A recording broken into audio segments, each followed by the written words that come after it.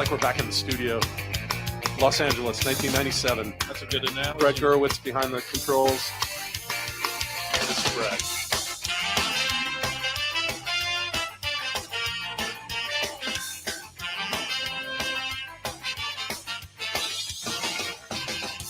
I don't need to tell the truth, but I never lie. I don't need to bow to you. You're just passing by. I never wanted to be the one you bitch and moan and come home to. But as long as you look good, I'll come back to you. Get inside my troubled mind with all of your threats. Sometimes I think I was blind. Not before we met. I never wanted to be the one that you depend on for your life. When you cry, it smells like soup. Sound like Shona knife. Never feel though I said all night.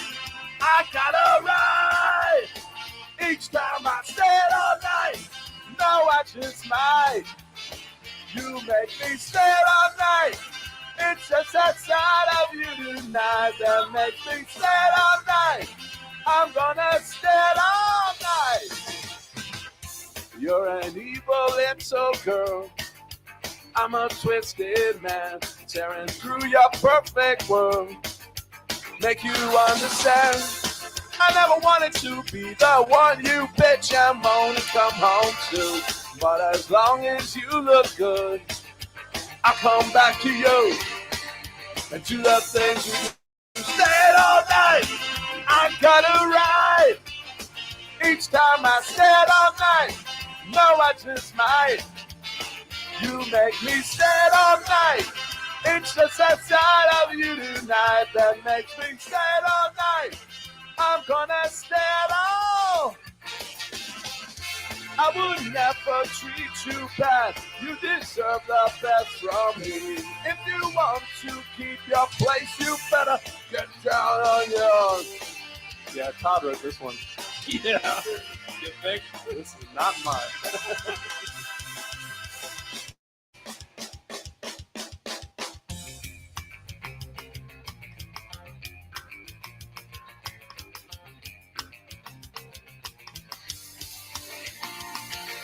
Stayed all night, I gotta ride.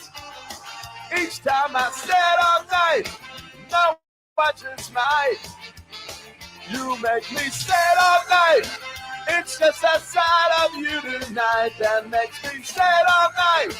I'm gonna stay all night. R.I.P. Todd. Text the round robin your questions, comments, wagers. Give us a reason. Sleeper fantasy play, your best alternative line, whatever you have. Text the round robin 757 354 5517. Can you see by the dawn's early light what so proudly we hailed at the twilight's last gleaming, whose broad stripes and bright stars through the perilous fight o'er the ramparts we watched were so gallantly streaming, and the rocket's red glare, the bombs bursting in air, gave proof through the night that our flag was still there.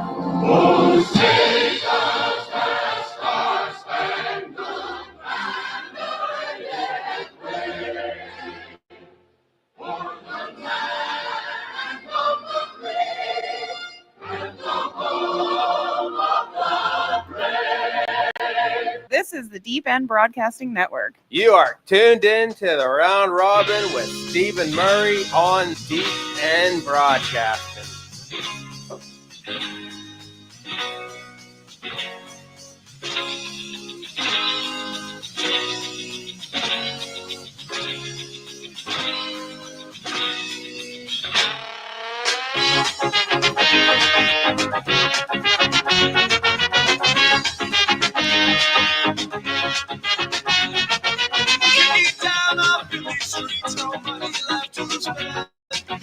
singing Bible night before I pray is on the bed. Way up ahead, I see the crowd flashing through the lights. I'd rather see the crowd than just I'll just mention this to the powers to be out there in media land. There is something called copyright infringement. And this program does not infringe on any copyrights. With the Pie Tasters as our house band, who opens us up on this Sunday morning here on the Round Robin, the house band, the Pie Tasters. Yes, we have full permission to use their music. So no more unnecessary flags out there in social media land where we had to double confirm that we indeed have licensing to the music of the Pie Tasters to use for our house band. So I'll make that statement off the bat. That way, if there's any doubt, you can go ahead and press that button to bypass any issues with this program. I am Stephen Murray. This is the Round Robin. You are on the Deep End Broadcasting Network here in our Deep End studios in the lovely Virginia Beach, Virginia, here in the United States of America. And we are excited around here. Our second program of the preseason. We took last week off for studio upgrades, and it appears that our internet, as sophisticated as it was beforehand, is in full effect issue and hassle-free. We knock on wood for that. Very important in the world of streaming. So the point of this program, if you are new, if you are just tuning in for our first time, and maybe just a reminder to those who have not listened to us in the past, here is what this program is all about. First of all, qualifications to host this sort of NFL wagering program. Do we have the proper qualifications? Well, I would say that 65 combined years on one side of the sports book to the other side of the sports book, and both equal amounts of time, just about. So at least 30 years in each aspect definitely puts us in a category of being able to teach this kind of class in college if they really wanted us to be honest. So a professor of sorts, not accredited, but for sure our experience to host this kind of program should never be questioned or in doubt at all. Secondly, about this program, you know, I mean, we got to kind of go against popular trend here. I mean, you'll hear out there all day long if you listen to various sports wagering products. And I think a lot of people just repeat what other people say at the end of the day, don't they? Not original with their thoughts. Because if you really think it through here, it's not like we're taking down a road of destruction and terror, okay? I think only good, positive things can happen with the roads that we venture down to with this program. And the way we get involved with things. And I'm talking about our style of wagering for the most part. Yeah, but we make a straight bet. Sure, we make straight bets. Do we maybe make obvious plays? I guess what I'm getting at is you'll hear a lot of people talk about the parlay and how the parlay is brutal. Never do them. You can't do them. You're an idiot for doing them. We're here to tell you completely otherwise. For example, okay, if you're going to take a $10 bill and go to the 7-Eleven and buy a lottery ticket, your chances of winning $500 on that $10 lottery ticket are far and few in between. You might get lucky every other year and hit a 500. Chances are you'll hit a $10, a 20, a 25, maybe a 50 is a big win.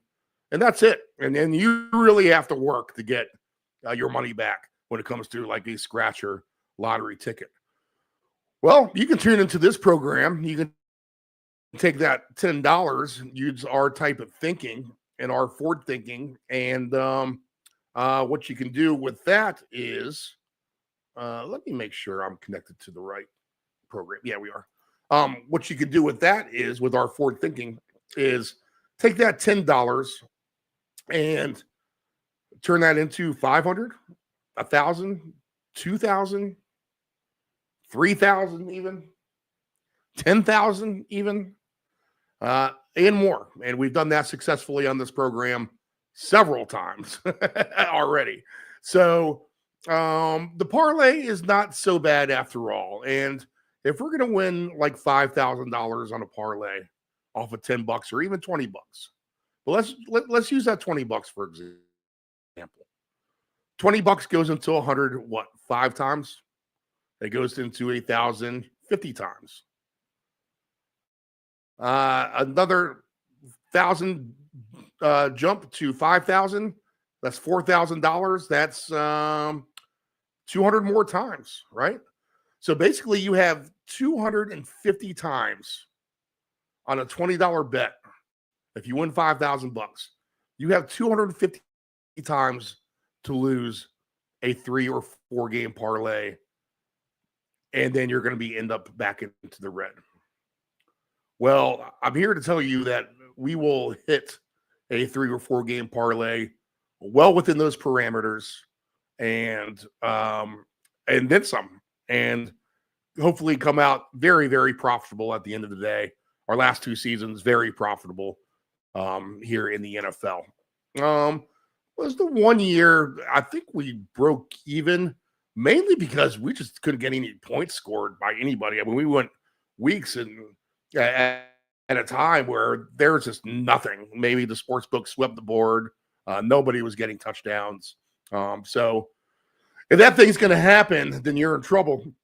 But the way that this game is trending with offensive coordinators at a premium, I'll talk to Dave Del Grande about this in a moment, but tight ends, right? There used to be Kelsey, maybe one other tight end, Jimmy Graham. And after that, it was a crapshoot. Maybe you get 5 points on your fantasy team from a tight end. Now you got guys like Jake Ferguson and Tucker Kraft, who probably won't even go drafted at tight end, because that's how many good premium tight ends there are in the league right now. So everything points to the direction of more points being put on the board. Our week 1 totals are a little inflated for sure, higher than the normal average. So we are hoping to see more points overall. Will the sportsbook correct itself with the prices? They most certainly will. It seems like they've done that with baseball. But as long as points are being scored and you like to have fun with that kind of thing and being over type of better, then I think there is definitely a path to success for all of us throughout this NFL season. All right, so we'll look for some low-hanging fruit. We'll look for some big odds. We'll look to capitalize. We'll look to put the minimum down to make the maximum investment. And if you want to tail our picks, fine. The point of this program is really to have you think for yourself, think outside the box a little bit, and come up with your own maybe a little bit of style and way that you can capitalize on your own funds. That just every bettor that you run into on the street when it comes to wagering, and if you're going to have a conversation with them, ask them how often they do quarterback rushing yard round robins, and they'll look at you like you're crazy. Well, we're here to tell you that's probably one of the better ways to bet around here. So there's a lot of tricks to the trade, and we'll go through it all season long here on the Round Robin, and we're very excited for it. Okay, so in addition to my 65 years experience, we bring in our man Dave Del Grande from the West Coast. He works with Field Level Media. He covers the Golden State Warriors, but a longtime sports fan, enthusiast, and expert wagerer himself, fantasy guru. He is MrFantasy.com. He was writing fantasy newspaper columns well before their day, well before they meant anything to most of the nation. So Dave Del Grande is a great interview. That will be our first conversation every Sunday, our Sunday morning coffee with Dave Del Grande. And again, the point of this program is to soak in all our information, and be prepared for the long haul of things. There's nothing short and sweet about this. I know there are a lot of people impatient. They'll listen for 2 minutes and quit. But this program is designed so that if you are working on a Sunday morning, if you're going to Home Depot, you're cleaning around the house, you're traveling, you can tune us in. You don't have to worry about tuning out anything else in. We're the only live program at 7 a.m. Eastern Standard Time when it comes down to talking about the regular season games the day of. Maybe starting, I'm sure there's other live programs out right now programming after 9 a.m. Eastern Standard Time. But it is the preseason, and we are limited to what we do discuss here with no real games going on. Full slate of preseason games went off yesterday. And what did we learn from that overall? I think the Giants may be better than what we're giving them credit for. It seems like they have plenty at quarterback now. Even Jameis Winston is a number 3. Looks good. If he ended up being your number 1, and he's not, but if you had to settle for him for a number 1, I don't think all is lost in that regard. Gentry, we had questions about him. We'll talk to Bill Grandy about it. How effective is he? He's the number 9 right now fantasy draft pick for the Raiders, the running back there, the rookie. So is that too much of a load for him? It didn't appear so yesterday. He was trucking 49ers and got a touchdown. But are the Raiders the type of team to be playing from behind in a lot of games where they won't be running the football? And I'm not sure what else we really learned in the preseason. I just don't think the Colts are going to be very good. They do have a good tight end. Del Grandy's all about that Colts tight end. Again, talking about tight ends being at a premium or not at a premium. I mean, there's several to go around who can produce points for you. But we'll get more into that with him here in just a minute. But other things we learned, some teams are just really trying hard, like the Patriots. Other teams may be going through the motions a little bit more, like the Minnesota Vikings did in week 2. We'll wrap it up with the preseason with a couple of games today, and then we'll go on to a bunch of really meaningless games. Basically, there's 2 or 3 spots to be decided on your football team next weekend. Those will be decided probably between the lines in the last preseason game. Other things to note, again, don't do your fantasy drafts anytime soon. Wait another week and a half at least. Another week at least. Get through this week, through next weekend, and then you can start focusing on fantasy drafts. If you're smart, you don't want to have players on the shelf, and we still have guys out there like McLaurin without a contract. And injuries, Stafford, his back comes to mind in that regard. And let's see, we start peeking towards the futures too. Don't do any future bets, but we'll start looking towards those as well. All right, so full program this morning. We have Dave Del Grandy. We'll bring him in from the San Francisco Bay Area here in just a second. We will discuss fantasy with him, and we will talk. We won't get too heavy on team predictions this week. We'll try to identify a few of the higher scoring teams we may have on the radar to pay attention to kind of get us off on the right foot in September. And then we'll go real fantasy heavy and pick heavy with him the next 2 weeks. Nephew Dave, he'll join us from his Ocean View studio. We believe with the studio upgrades we have here that will upgrade his studio as well. So we'll give that a trial run. Worst case, we'll throw him on the telephone if our mechanics break down in those efforts. All right, so Nephew Dave in about 2 hours, and we'll go ahead and pipe in Dave Del Grandy. We'll get a good hour, 45 minutes with him.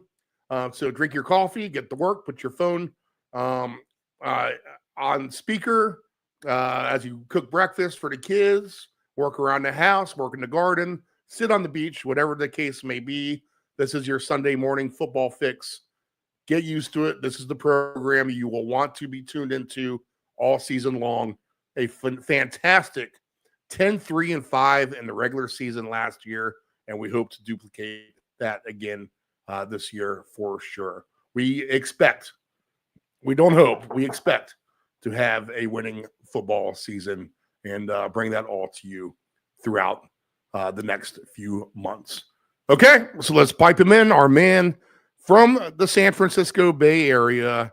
He's with Field Level Media, covers the Golden State Warriors, but he knows all of the local sports in San Francisco and Oakland. I'm talking about our man, Dave Del Grande. Let's start with the baseball again.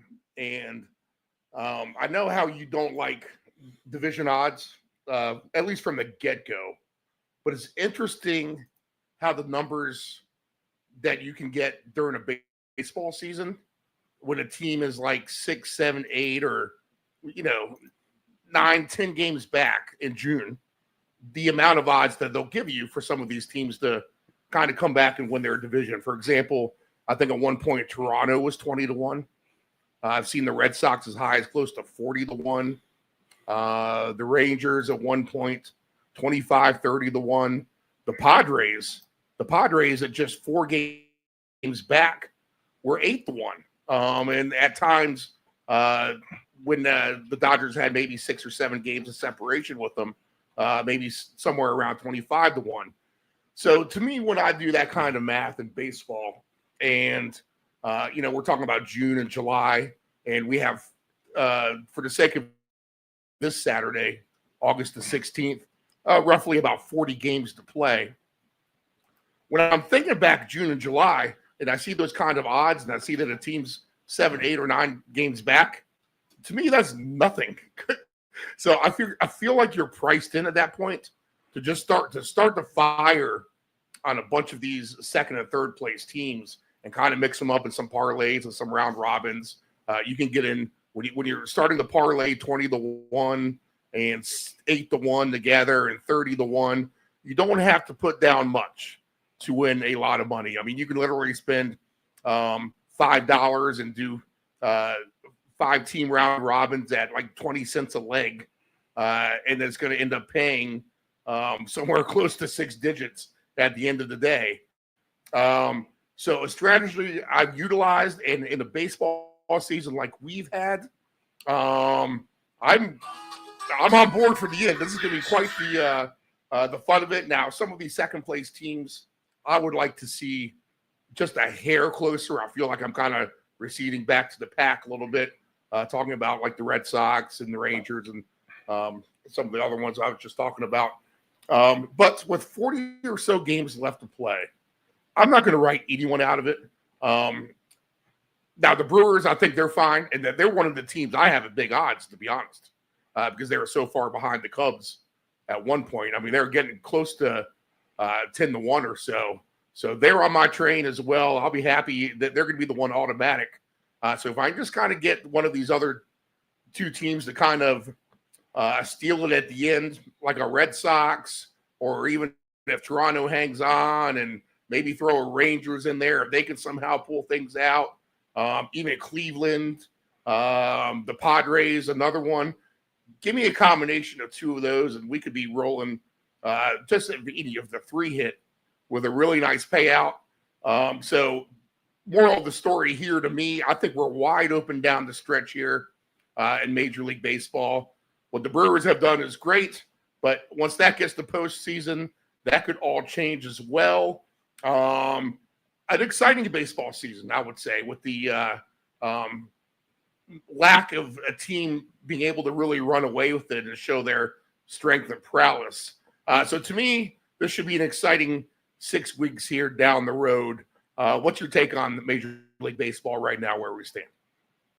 Well, I agree with what you said there, is that it doesn't seem to make a whole lot of sense to put your money down on these things before the season starts, because it's such a long season.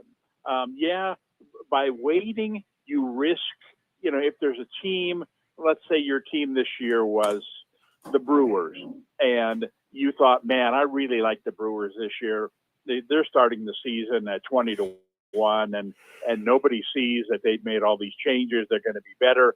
And then if you wait and then halfway through the season, you decide, okay, now it's time for me to jump in. Well, you're late for that bandwagon. But for most teams, it helps you because you have a far better picture of what's going on in the season. Now you've kind of got a track record on teams like the Padres or teams that you think, and maybe it's the Mariners or the Rangers who you mentioned, or even the Guardians, the Blue Jays, whoever it might be. You look at them and you say, wow, if they could make a couple of moves at the trade deadline, and the top teams in the division aren't doing what they're supposed to be doing, I'm actually getting better odds today because I waited 2 months and now they've fallen, 6 games back or 8 games back, but that's insignificant with 100 games to go.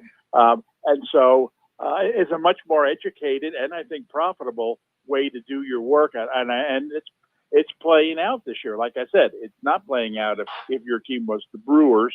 But in so many of these other cases, glad I jumped on whoever it was, Toronto or the Rangers or the Padres or whoever it was, 50 games in, 60 games in, 80 games in, and got a really nice price and feel a lot more confident about, I think this team can go all the way. The beginning of the year, I was guessing. Now it's much more of an educated guess. I haven't really kept track of runs scored exactly on the dot compared to previous seasons. But to me, there seems to be it is reflected in the gambling number when I look at an alternative line of over 6.5 runs scored. That's kind of a good payout number I like to get to. If I dumb it down and get conservative, 6 or 5, but you're always going to get a pretty decent payout at 7. And I've always kind of used that as my standard. Well, the 7 this year is paying less than it has in previous years. I don't know the numbers exactly, but you don't have to go far to see some really crooked high-numbered scores on a night-to-night basis here. And, we're 12.5. It seems like a lot of runs to get to 13 runs. And you might get in previous seasons on your good night hits, you could get 4 or 5, and hopefully you guess 3 of them or 4 of them. And we've hit 5 before in that regard. But, if you can find 3 of them in previous years, that ends up being a good night. And, be wary of the rest of the week, that many games being that high scoring. It's every night. It seems like it's every night now, even on with the exception. Last night was a little bit barren, but some games really blew over the total. I think Thursday was the one night or Tuesday even, 1 million runs scored. I know these bullpens are getting torched this time of the year. A lot of these guys are starting to turn to their AAA starters to come up. So to me, again, lucrative advantage if you're playing some runs in Major League Baseball. It seems to be paying off here as we close out the season as well. So have you noticed that, just the run scoring this year overall? Absolutely, and you hit on one of the big things there, being the bullpens. It all starts with the starting pitching. You see how many teams are down 1, 2, 3, 4 or 5 starting pitchers. The Braves, and so these teams are starting off games with basically minor leaguers or some kind of openers type of thing where you're really going to tax your bullpen, and it also takes us one. When you have a starter only going 4 or 5 innings, or an opener type of thing where you're going to pitch 7 or 8 relievers in a game, all that takes is for one to have a bad day. And he goes in there in a 1-1 game and the 5th inning and the 5th inning, and he gives up 5 runs. And all of a sudden, that play you made on the over 12.5, which you thought was dead after 4 innings, you're right back in it because one guy had a bad game. Now it just takes one more, or better yet, the manager, and you see this multiple times a week, where the manager just gives up on the game. It's like, okay, Right. you know what? We're down 6-1. My bullpen is taxed. My starting pitcher, had to come out after in the fourth inning, and I'm sure as heck not going to, throw my top 4 relievers into this game and come away with nothing to show for it other than more tired arms. So I'm going to use my 2 or 3 worst guys. I've been waiting for this situation in order to put in, my glorified batting practice reliever. And he comes in, he comes into a game that's, 6-1 in the 5th inning. And the next thing you know, it's 12-1. And as you end up winning and over on a 12.5, where one team's pitcher pitches a 4-hitter, it's because the other team gave up. And lo and behold, the over better's paradise, the infielder coming in to pitch the 9th inning. The backup catcher, yes. Yeah. Exactly, and giving up 5 more. So yeah, that's I think we're seeing that. In fact, the A's, I follow the A's more closely than any other team. It's amazing the number of games that they've lost by 10 or more runs. And they're not that bad a team. No, they could score 10. Say, well, of course. They're on the over list, for sure. Yeah, normally you would say, well, they're terrible. Of course they're losing by 10 runs. You know what? No. They're winning, almost half their games. It's just that, man, well, at least one game a week, it's 14-3 or 14-6 or something. Man, and then just like I said, I mean, I don't know the number on it, but it's got to be over 10 games where they've lost by 10 or more runs. And you look at their run differential for the season, and it's like, minus 500. It's like, how is this possible when their record is, as 8 games under 500? Well, it's those, it's those 10 games that they lost by 10 to 15 runs. Those all add up on you when you're only winning your games by 1 run. So yeah, it's there's a combination of things that's causing more runs to be scored. But to me, it's almost exclusively about who's pitching and the strategy going into the game. You know what? If this one starts to get away, I'm gonna, call off the dogs. And when you call off your offensive dogs, of course that doesn't help your offense. But when you call off your pitching dogs, those runs can add up in a hurry. You mentioned the A's and how they're actually a fun team to really watch. And I've actually watched a lot of them as well. And they're right there with the Angels. I mean, as many home runs as the Angels can hit. I mean, they're entertaining to watch, and they'll give up some runs too. They may for some fun baseball games. I think the highest scoring game was that Pirates-Rockies game a couple weeks back where the Pirates blew a 9-0 lead from the first inning and lost, I think 17-16 was the final score, putting up 33 runs. Would it shock you if we had like a 15-14 A's versus Angels game over the course of this weekend? Not at all, right? It wouldn't because the first off, we're still in warm weather, type of year, and in Sacramento, you're going to get as warm a weather as you get basically at any other site at this time of year.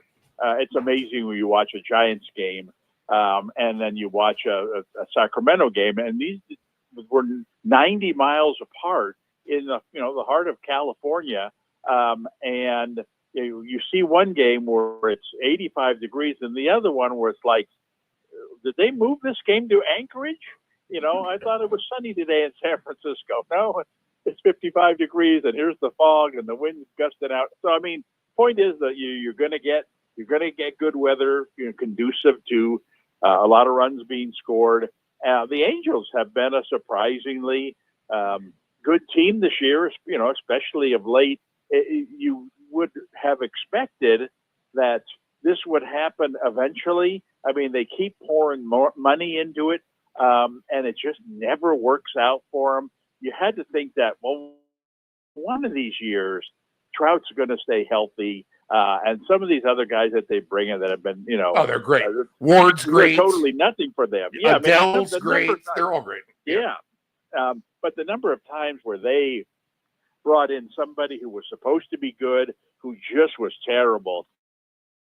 I mean, it's, I don't know. I mean, there's a lesson to be learned there in some way, shape, or form. But this year, it's starting to connect. Some of their young guys are starting to hit. Like I said, Trout's been healthy. It's you look at their lineup and it's like, whoa, this is pretty powerful stuff for a team that, again, almost certainly won't make the playoffs. But it's like this is kind of like a playoff type lineup. We're down 7, 8, 9 in the lineup here, and these guys can hit. So they could go 30 and 10 down the stretch.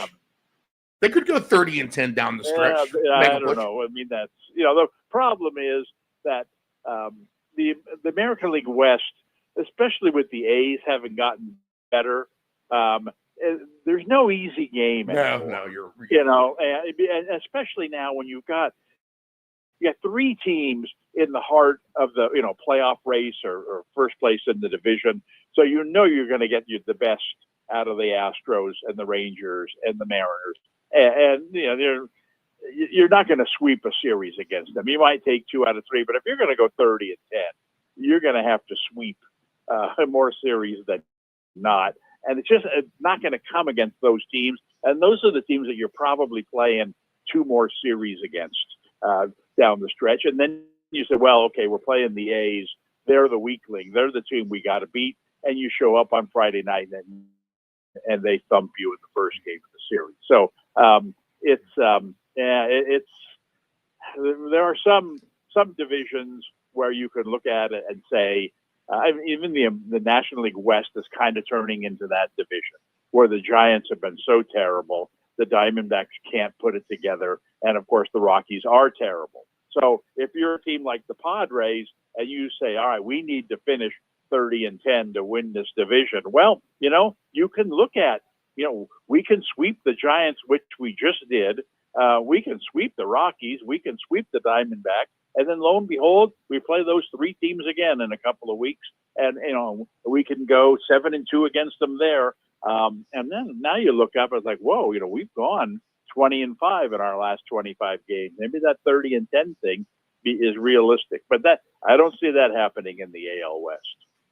All right, let's get to the football. That's what we're here for mainly. And preseason-wise, and for the sake of this discussion, I don't remember in previous years it being like this. And I say that in the way that we've only had 2 of the preseason games played here on Friday night. So we haven't had anything on Thursday. We haven't had maybe the 5 or 6 games that we've had in past years on a Friday.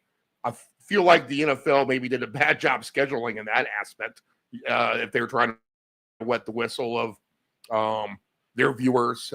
There's 5 games happening on Saturday at 1 o'clock to start a busy Saturday slate. We'll be done talking by then. So I think it's almost, I'm not going to say pointless to try to break down some of these teams as they go into their second preseason game. We'll kind of hold off on some team dissection for next week, which opens the door right now. We're right in prime fantasy territory as far as getting ready for the draft. So let's focus there mainly. But as far as teams go, I do want to hit one hot topic, and we were discussing it last week for our program that never got on the air with the upgraded studio. But high-scoring teams. We mentioned that Colts-Dolphins Week 1 game could be a game that kind of goes through the roof. I piggy-tailed on that as making the Bengals almost like a naturally over team and maybe to start. Defense really struggling with their number ones against the backup Philly team. And then obviously we saw what Burrow can do as far as just moving it down the field to Chase, who is the fantasy football number one consensus right now to be drafted number 1, Jamar Chase. So we'll get to that in a second. So on my list of higher scoring teams, we have the Bengals. We're going to look out for that over in the Colts Dolphins Week 1. as far as like what we like to call them, the quote unquote fun games, is there anything else just right now in that first week or just a team overall to start the season with where you're like, okay, this looks like a team that could be flying to the over and putting up a lot of points, giving up a lot of points. Let's put an eye on this team. Who do you have in mind, if any, in that regard? Well, yeah, I think there are three teams other than the Colts, who I mentioned last week, that fit that bill. Something that I think is very important for fantasy and for purposes here of predicting high-scoring games is looking at the coaching changes or the coordinator changes from one year to the next. So many times you look at the teams themselves, and over the years they've been disappointing, or this quarterback hasn't done it, and this franchise is doomed. But sometimes what it takes is a coach with a little imagination to come in, kind of like the Campbell has done in Detroit, do things a little bit differently. Let's go for it on fourth down. Let's spread the field and do things that they haven't done here in Detroit before. And all of a sudden, Goff was a very average quarterback. The Rams got rid of him, and now because you've got a new direction in Detroit, all of a sudden he's become a Pro Bowl type of quarterback running that system. So I think there are three teams in my mind that should improve significantly this year offensively. One is certainly not under the radar, but the other two I think are. And I think you'll be surprised to hear two of the three teams that I point out. Let's point to the obvious one first, and that's the Bears. The Bears, had a lot of young offensive skill talent last year, and were very disappointing. A lot of that came down on the quarterback. A lot of that came down on their offensive line. They had hard scheduling too. But when we looked at the schedule midway through, we're like, man, these are hard games for them to try to win. Right, but hard games and high-scoring games can be two different things. I mean, you look at that division. I've made this one of my pet peeves in fantasy is strength of schedule and how it affects your fantasy rating. Right. If you just go by last year's records of teams, and that's what you consider to be your strength of schedule factor this year, you're making a huge mistake, because there are good teams that give up a lot of points, and there are bad teams, that don't score a lot of points. And you look at if my team this year played the Lions in every single game they play this year, you think, wow, that's the toughest schedule in the history of mankind.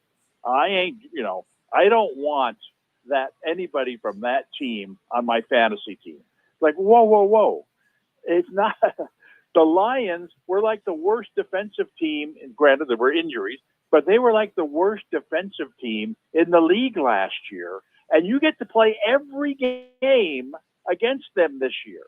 It's like there's never been an easier, schedule in the world. Sure, you might go, 4-13 against that schedule. But I'll tell you what, you're going to score 30 points a game, because that's just the way it is with the Lions. So no, it's polar opposite. You can't tell me that playing the Lions every single game is the toughest schedule. In fact, it's the easiest schedule.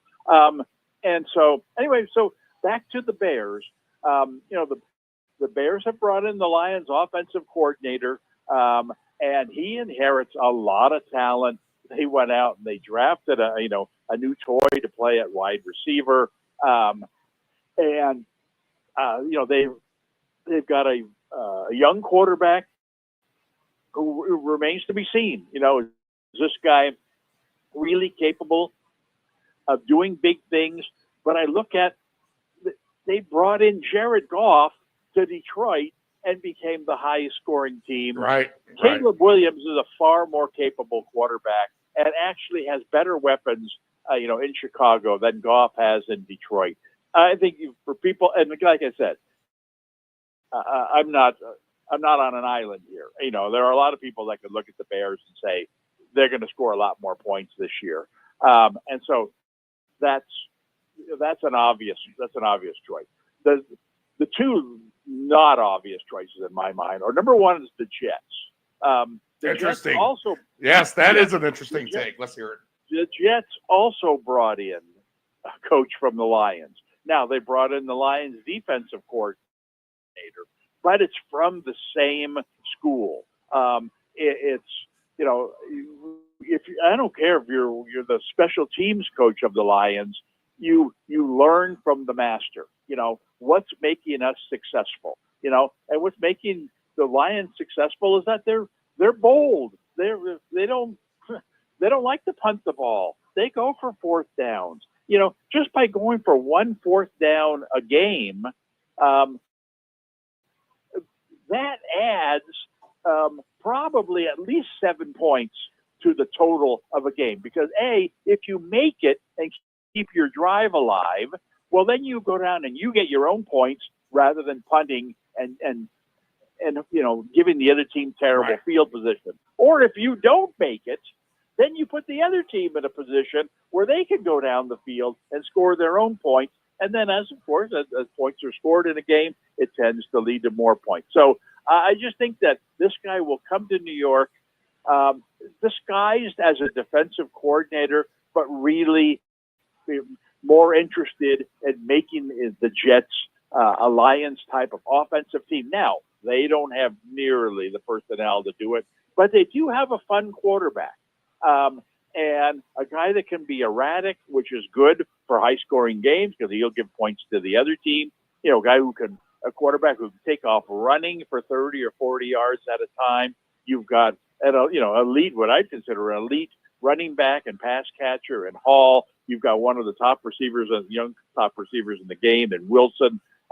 You've got a lot of talent there offensively, and you think of the Jets.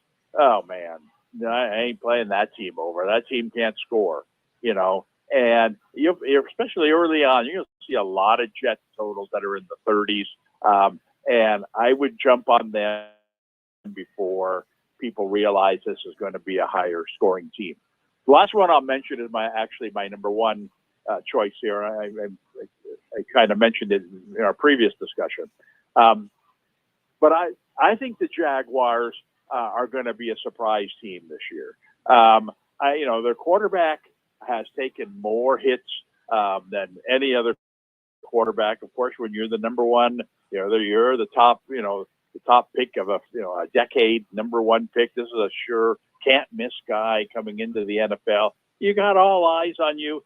But, if you don't have a good coordinator, you don't have good skill people around you, your team has kind of a defensive mindset, well, you're not going to be successful. I don't care who you are. Now, all of a sudden, they bring in the offensive coordinator from Tampa, who did wonders in Tampa with what I'd consider to be lesser talent. I mean, crying out loud, you got Baker Mayfield quarterbacking, and all of a sudden he's made Baker Mayfield a star quarterback.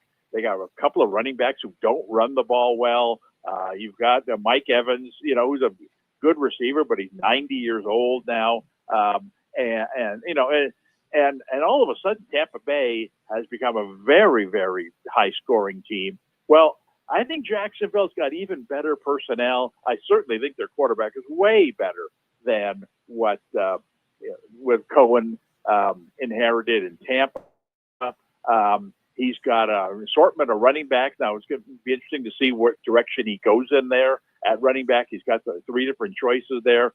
But he's got Brian Thomas, one of the top receivers in the game on the outside. They drafted Travis Hunter, who for all we know could be one of the top receivers in the game. All of a sudden, you've got some toys there to play with. You've got, and I think, I certainly haven't given up on Trevor Lawrence.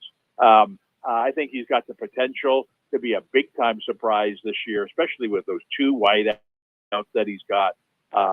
And this new, he's coming as the head coach, but, he's going to dictate what they do offensively. I think Jacksonville, I think all season long they're going to be a very high scoring team, but I would look at them early on as a team that, this is not a team you play the over on in recent years. Again, kind of like the Jets, not quite so bad, but, you're not going to see a lot of totals, higher than 40, 41 on this team, especially when they get in their division. Man, I'd love to see them play Indy the first game of the season, and someone throw a 42 out there on that game. Right. It's like, oh my God, I'll take that in the first half. But yeah, there's a division that nobody really cares about. You play Houston,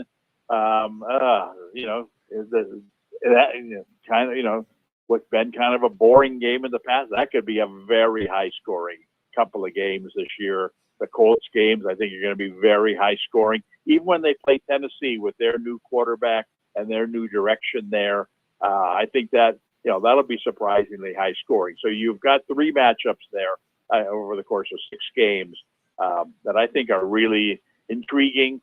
They're going to be number one or 1A with the Colts in terms of my surprise teams offensively this year. All right.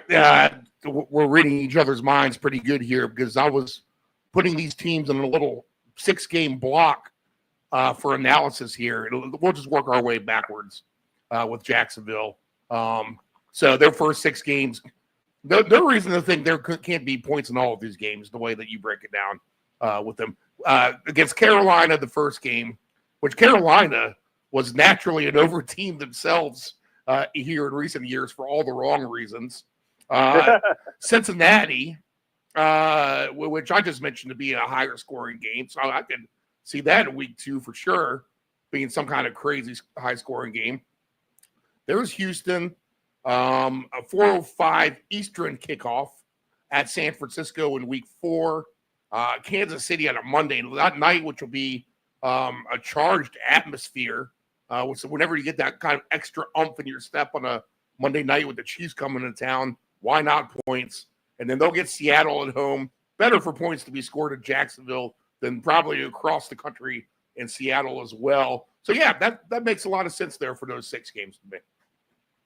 Yeah, well, let's take them one at a time. You talk about that first game against Carolina, and again, this game were played last year.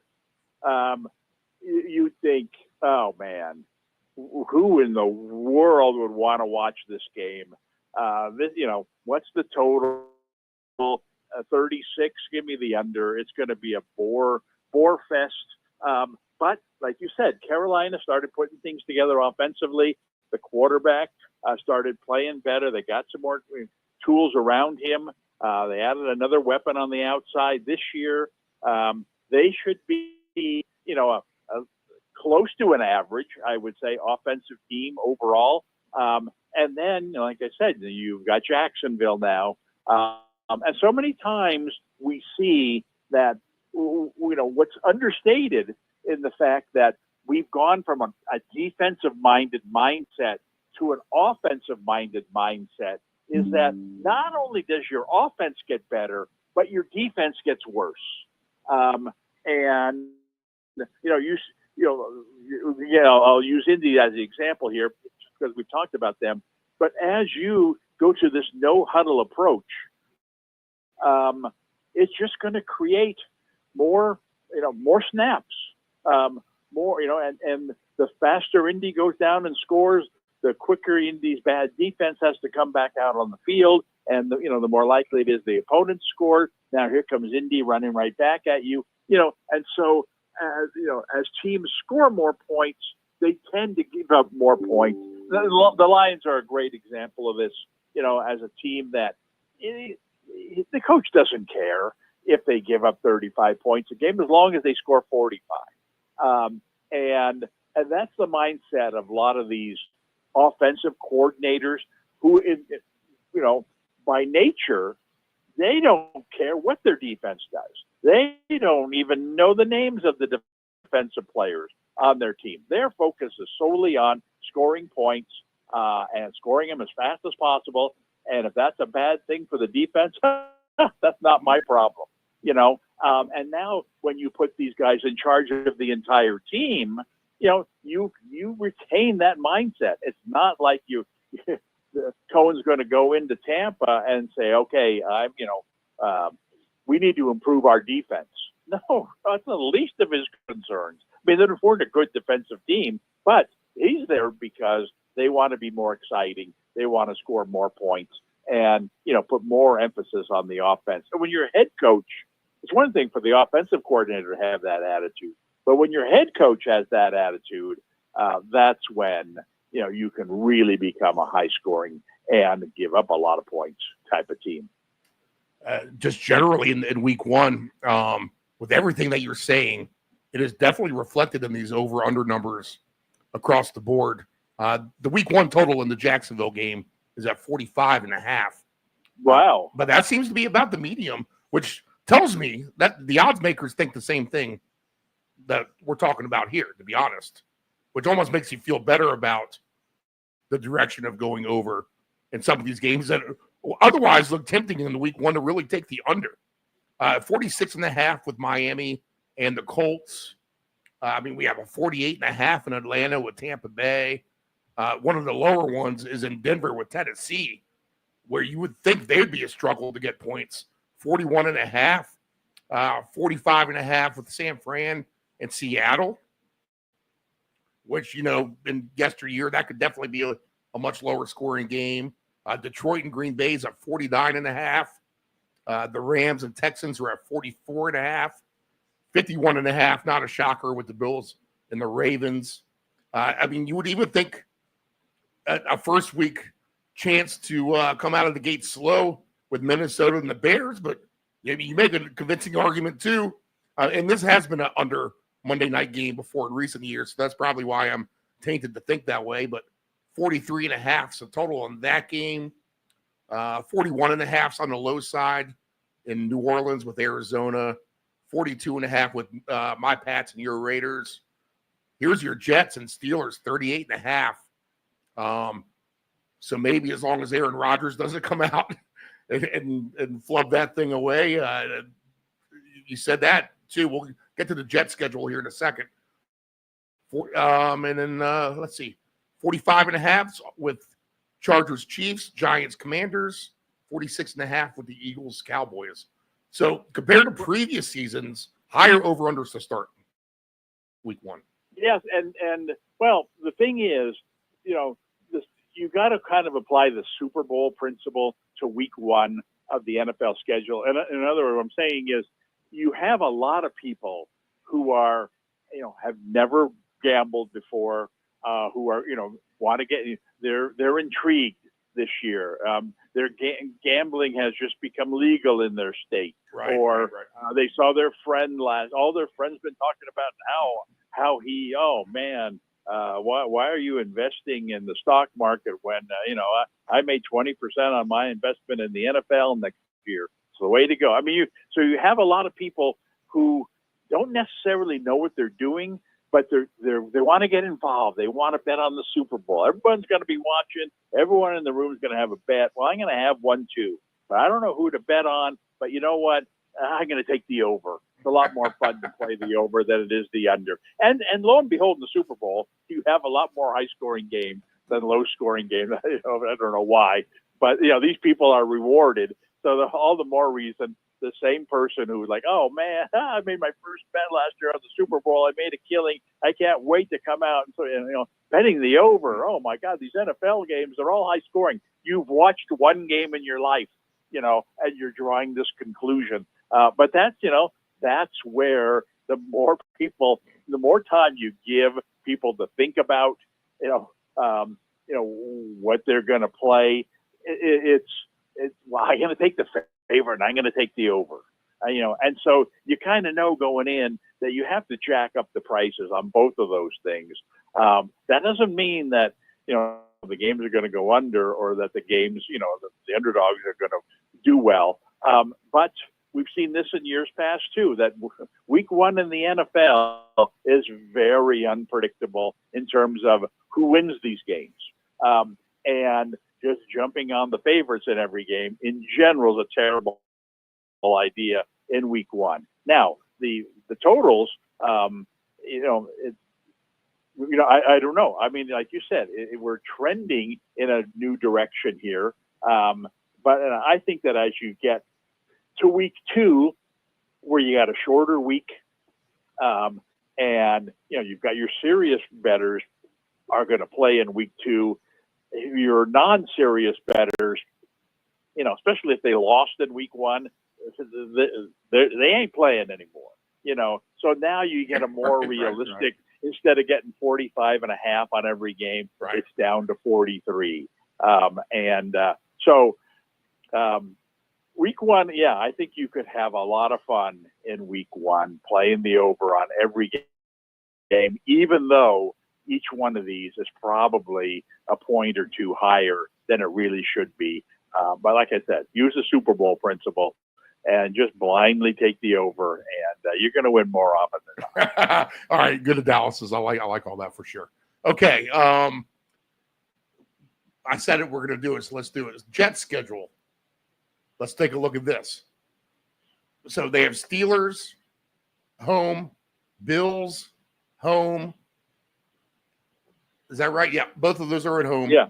At Tampa Bay, at Miami, Dallas, home, Denver, home. All these other teams are interested in scoring points as well on that 6-game slate. Yeah, why not? Let's jump on board with some Jets totals the way that you put it. That's as good as any right there, right? You got Tampa Bay, right, who likes to go down the field as much as anybody. Miami, Dallas has something to prove in there. Denver, that's a lot of firepower on that schedule.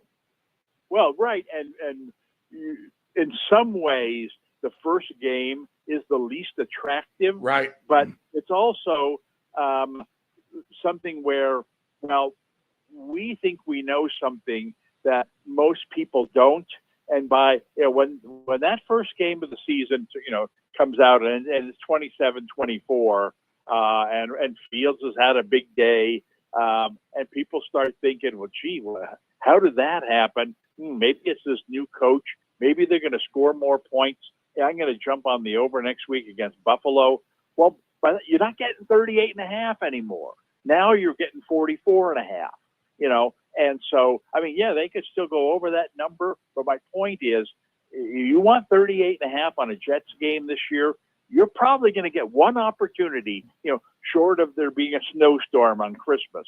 You're going to get one opportunity out of 38.5, and that's going to be in the first week of the season. And so, here it is. Jump on it now, and then proceed with caution moving forward as the total goes up 7 points. All right, and then the Bears schedule. Let's see here.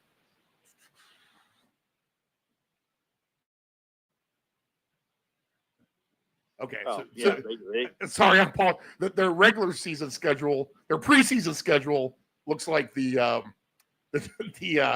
last thing we talked about, Jets regular season schedule. So I was like, wait, am I on the right page? Okay.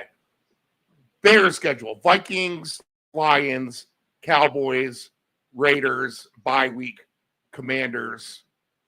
So there we go. Yeah, there's your list of points. Yeah, right. You don't get much better than starting off Minnesota at home. Where this is September, early September. You don't have to worry about. I wish this game was at Minnesota. We wouldn't have to worry about the weather. You know what? On September 13th or whatever the date of the game is, or earlier than that. September 8th.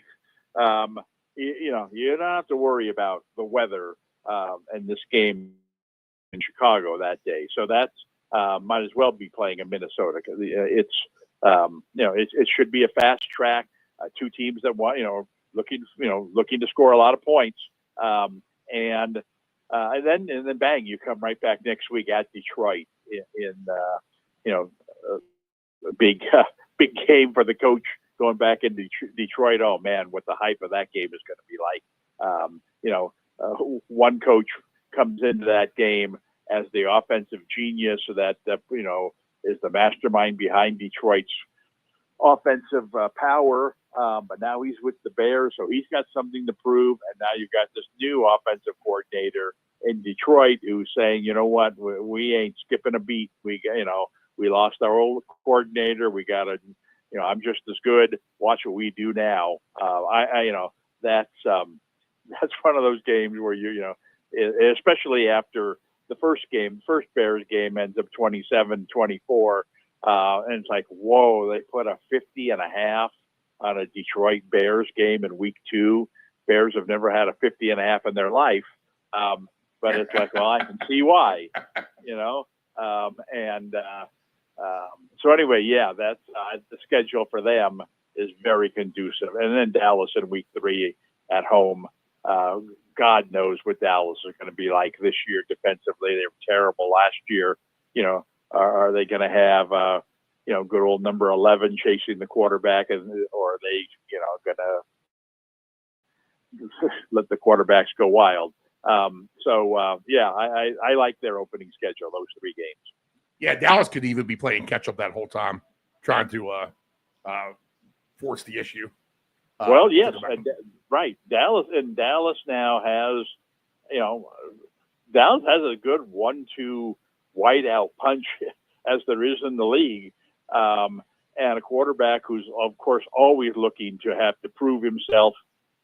May not have much of a running game. That just means we're throwing the ball more. Got a tight end who catches the ball well, and then what I think is going to help the totals this year is you're going to get some free points on kickoff returns.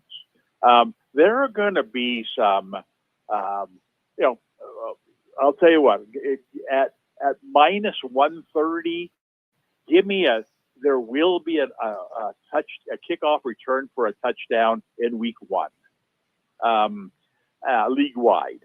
What would be the odds on that? Let's see here. Well, that's interesting you say that because one of the questions that I was going to have asked, that I was going to ask you that's kind of got lost in the shuffle here in the last week or two was that the kickoff to me is much more of an exciting play than advertised and given a year to have it. It just seems like we could get some touchdowns off some kickoffs to where some of these guys who you're getting like long odds on, like the Giants kick returner, Smith Marseille, I think his name is. I mean, you get huge odds on him for any time touchdown, where I think you're kind of priced into that now with the kickoff return. We'll have to get closer to week 1 for that. But I see your point on kickoff touchdowns being something interesting to look at here.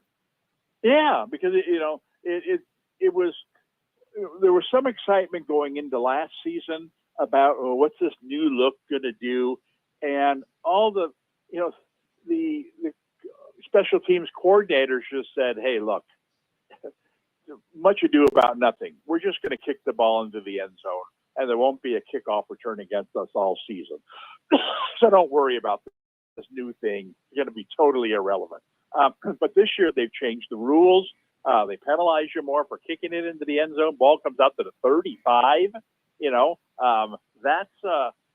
watch these preseason games, and even last year where I thought, well, it doesn't do you any good in the preseason to kick the ball into the end zone because you want to see what your special teams can do. You're evaluating guys, and you're throwing a play away. Why aren't they just kicking it on the field and letting them run it back? But you could kind of tell in the preseason last year that these coaches had no intention of playing the kickoff game. Well, this year you watch these games, and almost every time the ball is being kicked onto the field, and you watch the return. I mean, it's set up, where you've got these 9 guys, blocking 10 guys on the other team, and something's going to go wrong. I mean, they're all spread out. They're basically all in a line. All it takes is one good block on this guy, one good block on this guy. We've got a hole, and there he goes. You know, there was a game on Friday night where trying to remember which one it was. I think it was the Falcons game where the kicker, bang, the guy comes through a hole in the middle of the line. He's gone, except there's one guy left. There's the kicker, and then the kicker actually made a tackle on the guy. But I just think that it's going to, it just adds an extra play of excitement to a game. And, one kickoff return for a touchdown in a game where a total is 42. That's one of your 6 touchdowns that you needed for this game, and you just got it for free. I mean, it took 10 seconds, and it's 7-0 or 7 more points. And so, there's going to be at least a couple of long returns out toward midfield. That's start you in good field position. So I think this is going to have a real positive impact on the number of points that are scored this season. You know who actually 2 touchdown scorer wise? My man Travion Henderson for the Patriots. He looks like he's going to be the one running back kickoffs. If that's the case, then his 2 touchdown number becomes very attractive because it's attractive in the first place. But now you have the added element of him being able to return kicks, and he's already returned 1 in the preseason, almost untouched. Right. But the thing is that history tells us that they're not going to jeopardize a star player returning kicks. And so if Henderson... That's Antonio Gibson's job. Right, probably. Right.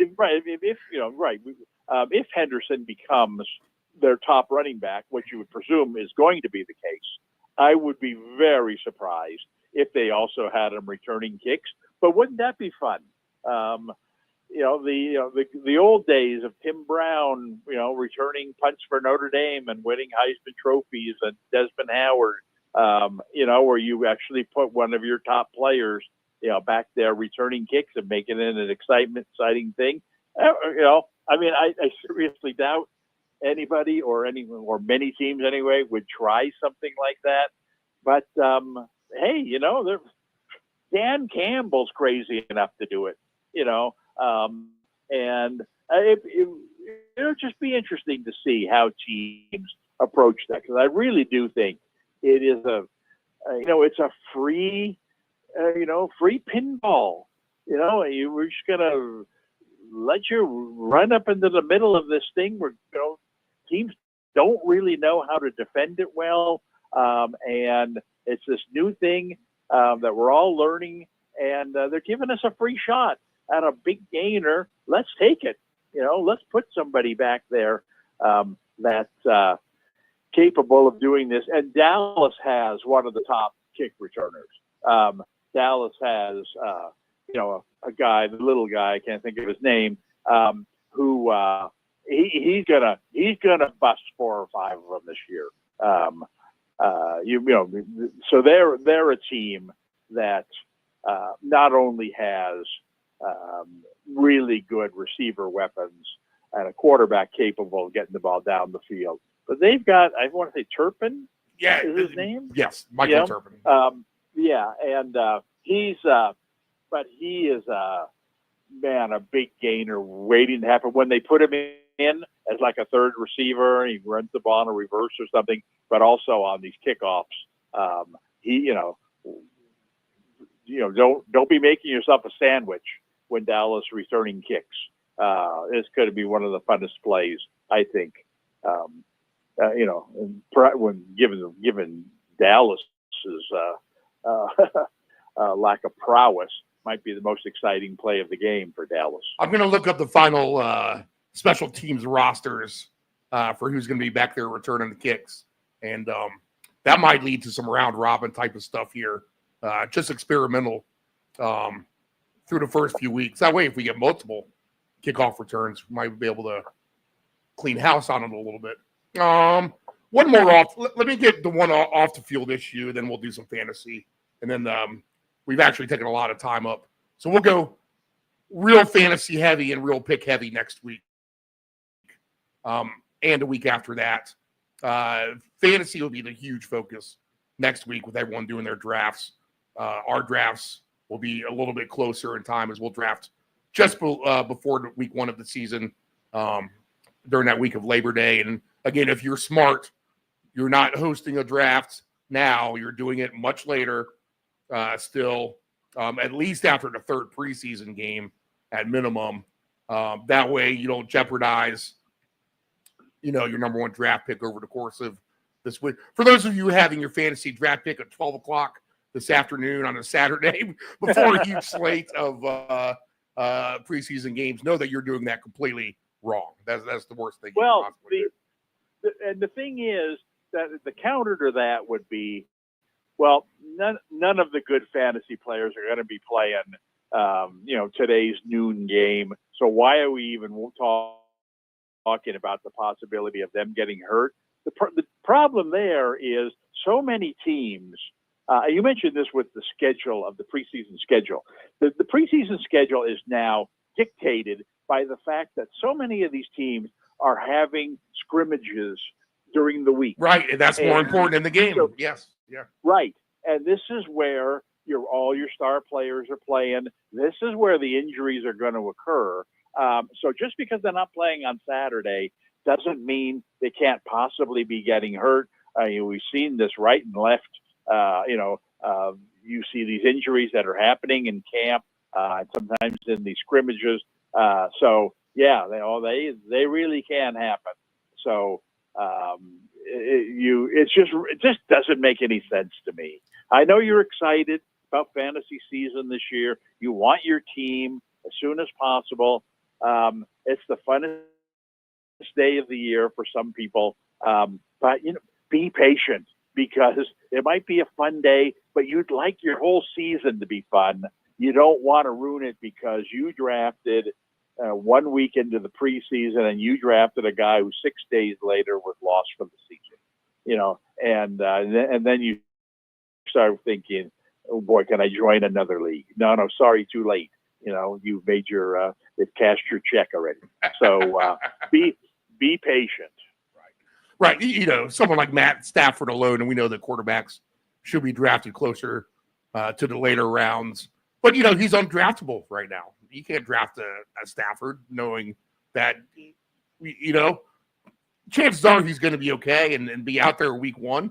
But we don't know that. He might not play a game all season, Oh, there's a bunch of examples this year. You start with McLaurin. Right. And, right. I expect him to be back. I mean, we see this a lot in years past, these holdouts, and I hate this team. And lo and behold, 6 days before the first game, he's back and he's practicing and all's fine. He's a probably a 3rd round pick, maybe 4th, because he's slipping somehow. Oh man, do I really want my top wide receiver to be this guy who might not even play this year? And then you've got someone like Rashee Rice, who's an elite receiver. And again, he's slipping some because of this suspension that people think he's going to get, which he almost certainly will get. I saw a note last night that the NFL wanted to suspend him for double-digit games.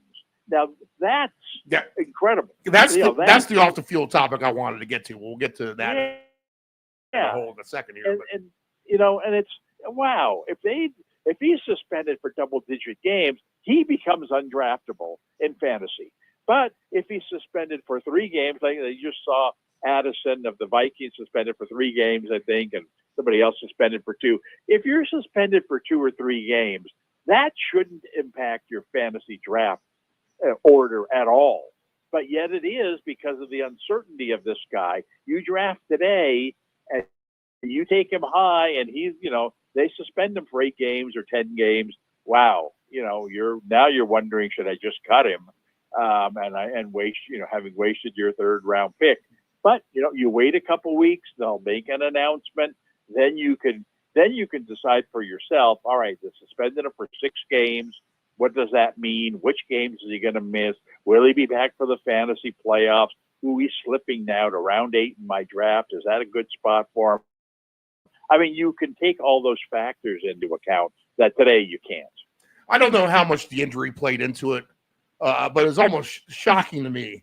Shocking to myself that I just don't remember. It's been so long since he's gotten in that trouble, or she writes, and there's still been nothing to do about his suspension. Meanwhile, you have a player like Addison getting suspended right off the bat. I doubt that his illegal prescription probe has been going on for more than a year or whatever the case may be.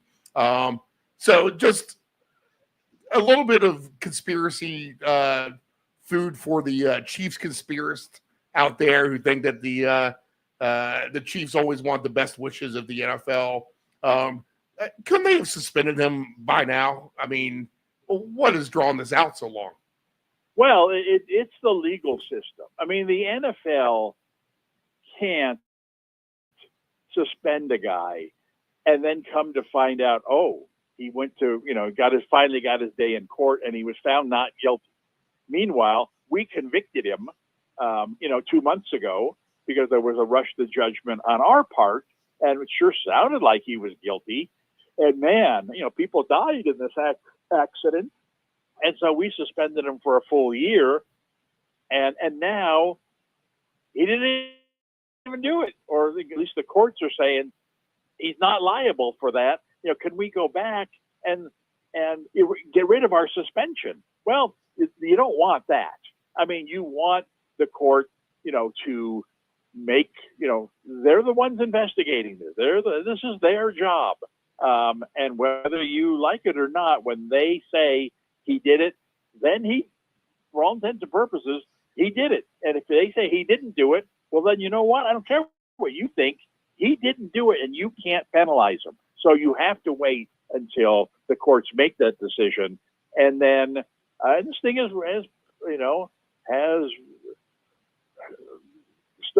stalled. I mean, I don't know what the issue is. It can be any number of things in the court. You never really know. But once the courts decide, all right, look, here's our final judgment on this thing, and here's this penalty, then the NFL, almost immediately can step in and say, okay, that's good to hear. That's what you gave him.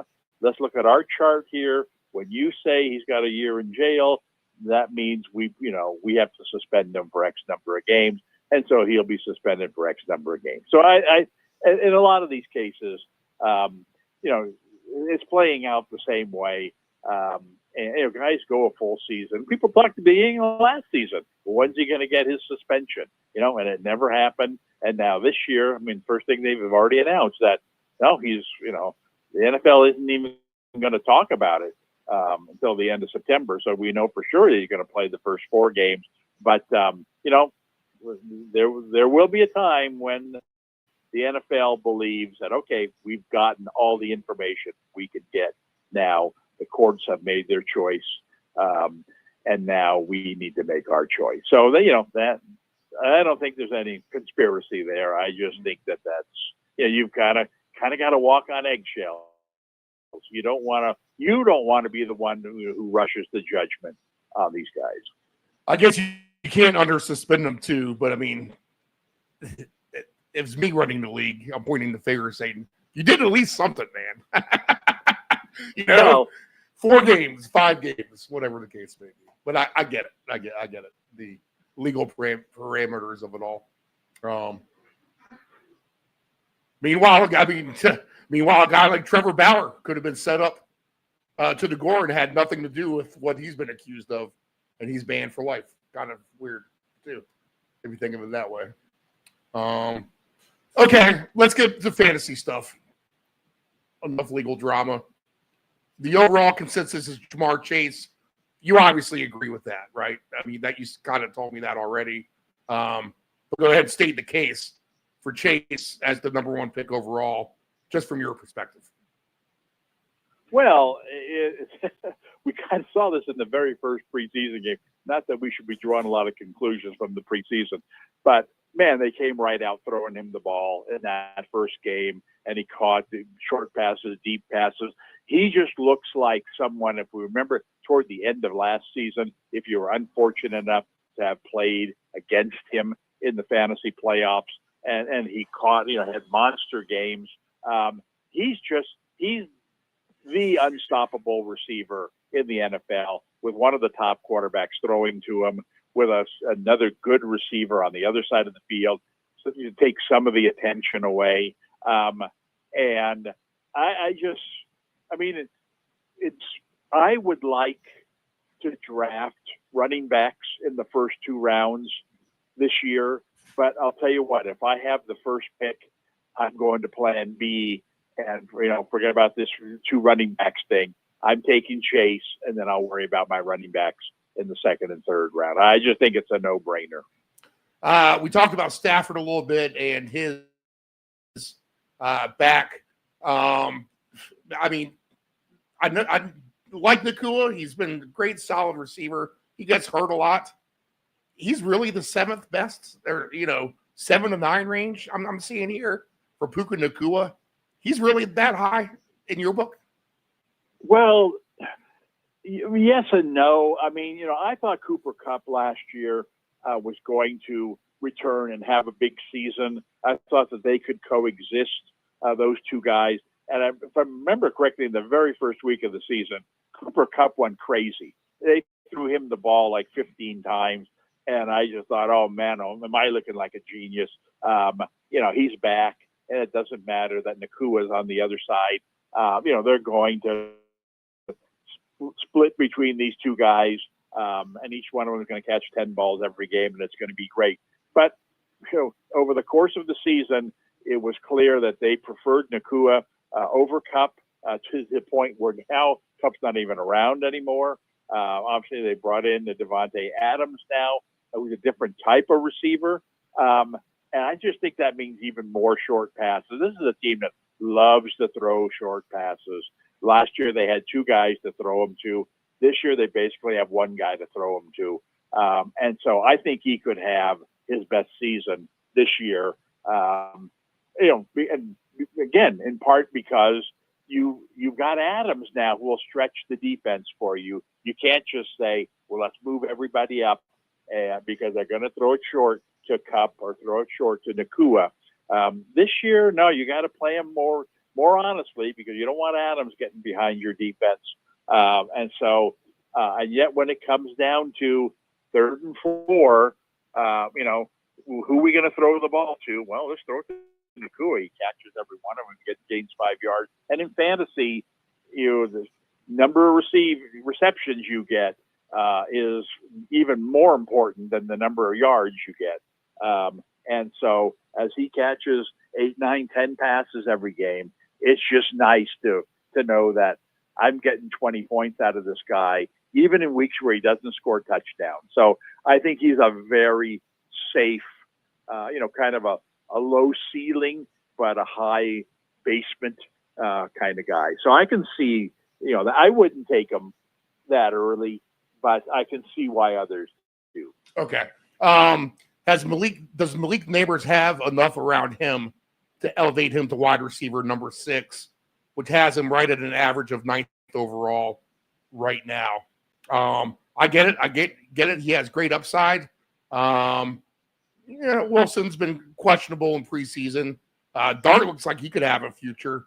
But Neighbors, 9 overall, with quarterbacks still in question overall, at least to me. Are you behind on Neighbors, or would you go with someone maybe like a Brian Thomas Jr., even at that point over him? I think that Neighbors, I think he's an incredible talent. I think that he had a huge season last year, given the handcuffs that were put on him. And like you said, I'm not sure the handcuffs are off yet. Certainly Wilson is not going to be a guy that wings the ball all over the field. I think if Dart ends up, winning the job or somehow gets the job partway through the season, I think Neighbors could have, a very big season.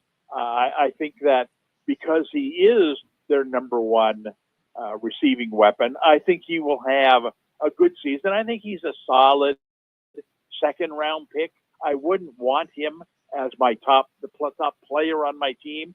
Again, having nothing to do with his talent level, but mostly to do with he's on the Giants, got a 40-year-old quarterback who doesn't throw the ball, down the field as much anymore. No, I mean, there are negatives attached to him where I would say, and there are several of these guys, by the way, in the first maybe 15 picks where they're a much better pick in the second round than they are in the first round. Interesting. Okay.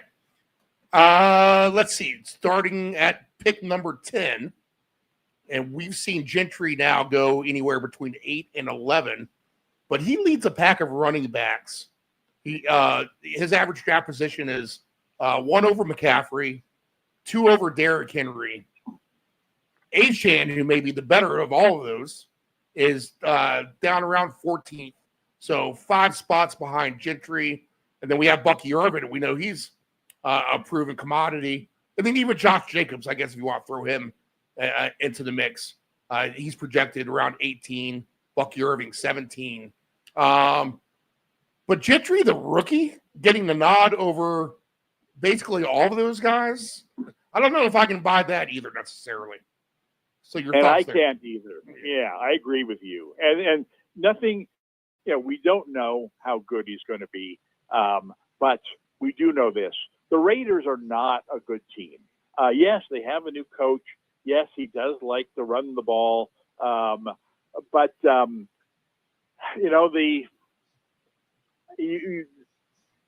just look at the top running backs. I think of someone like Henry last year, where if you went against Henry last year and you watched the Ravens game and you watched him gain 3 yards and gain 3 yards and gain 4 yards and gain 2 yards, and it's like, oh my God, he's having a terrible game. Thank goodness, because I'm going against him. And then it comes to the fourth quarter and the Ravens are winning by 10 points and all they do is hand it to him. And he runs and he breaks one for 40 and he scores from 70 yards out. Next thing you know, he's rushing for 150 yards. Oh my God, in the first half, I thought I had this one. But my point is, the Raiders aren't going to be ahead by 10 points in the fourth quarter. They're going to be behind by 10. Right. And especially with their division having gotten better. In Kansas City, you could say has taken a step backward. But clearly the Chargers and the Broncos are better than the Raiders. There's a decent chance that the Raiders will go 1-5 in the division this year, maybe 0-6. If your last thing you want is to go play basically the entire second half in a catch-up mode where the quarterback has to throw the ball more than you originally game planned, you don't want the running back in that type of situation. You'd much rather have Bowers, or Myers, one of the receivers in that situation. And I just think that's the way it's going to play out for the Raiders this year. I just can't imagine that they're going to win, especially, like I said, in that division where going 1-5 would be easily predictable for them. I just don't see them winning more than 7 games, 6 maybe. That's not good for a running back. So I think he's going too high. I have 8 backs that I consider elite. 3 that, are first round elite. 2, the other 5 that are second round guys. Well, like I told you before, where I'd like to go running back in the first 2 rounds. Right. And if I can get one of my 8 guys, well, I know I can get one of my 8 guys in the first round, but if I can get one of my 8 guys in the second round, then I'll have 2 of what I consider to be the top 8 running backs in the league, which will give me a huge advantage over everybody else. And that's kind of what I'm hoping for. But anyway, my point is, I don't put Gentry in that group. Okay, I like it. All right. So we're thinking the same here, kind of.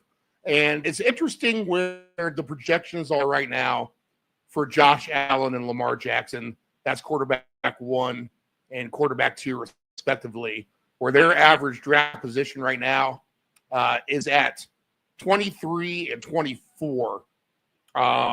Grading out just above Jackson is Josh Allen. So if you think in terms of a 10-team league or even a 12-team league, if you're picking at the top and doing a snake draft order, meaning that if you're in a 10-team league, you're picking first or second, and then you're going to have to wait a bit, but then you kind of turn up with back-to-back picks right there around the 2021 mark. So as far as overvaluing quarterbacks, knowing that you can get a quarterback much later in the draft, and you talk about drafting running backs as well, would it be the worst thing in the world to draft someone like a Bijan Robinson, second overall, go ahead and pick up one of these superstar quarterbacks, and then maybe filling your other running back spot with like a Chase Brown? That's a pretty good high-scoring three-headed monster you have right off the bat there.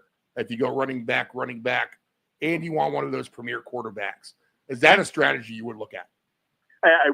Absolutely not. I don't see why you would take the quarterback early.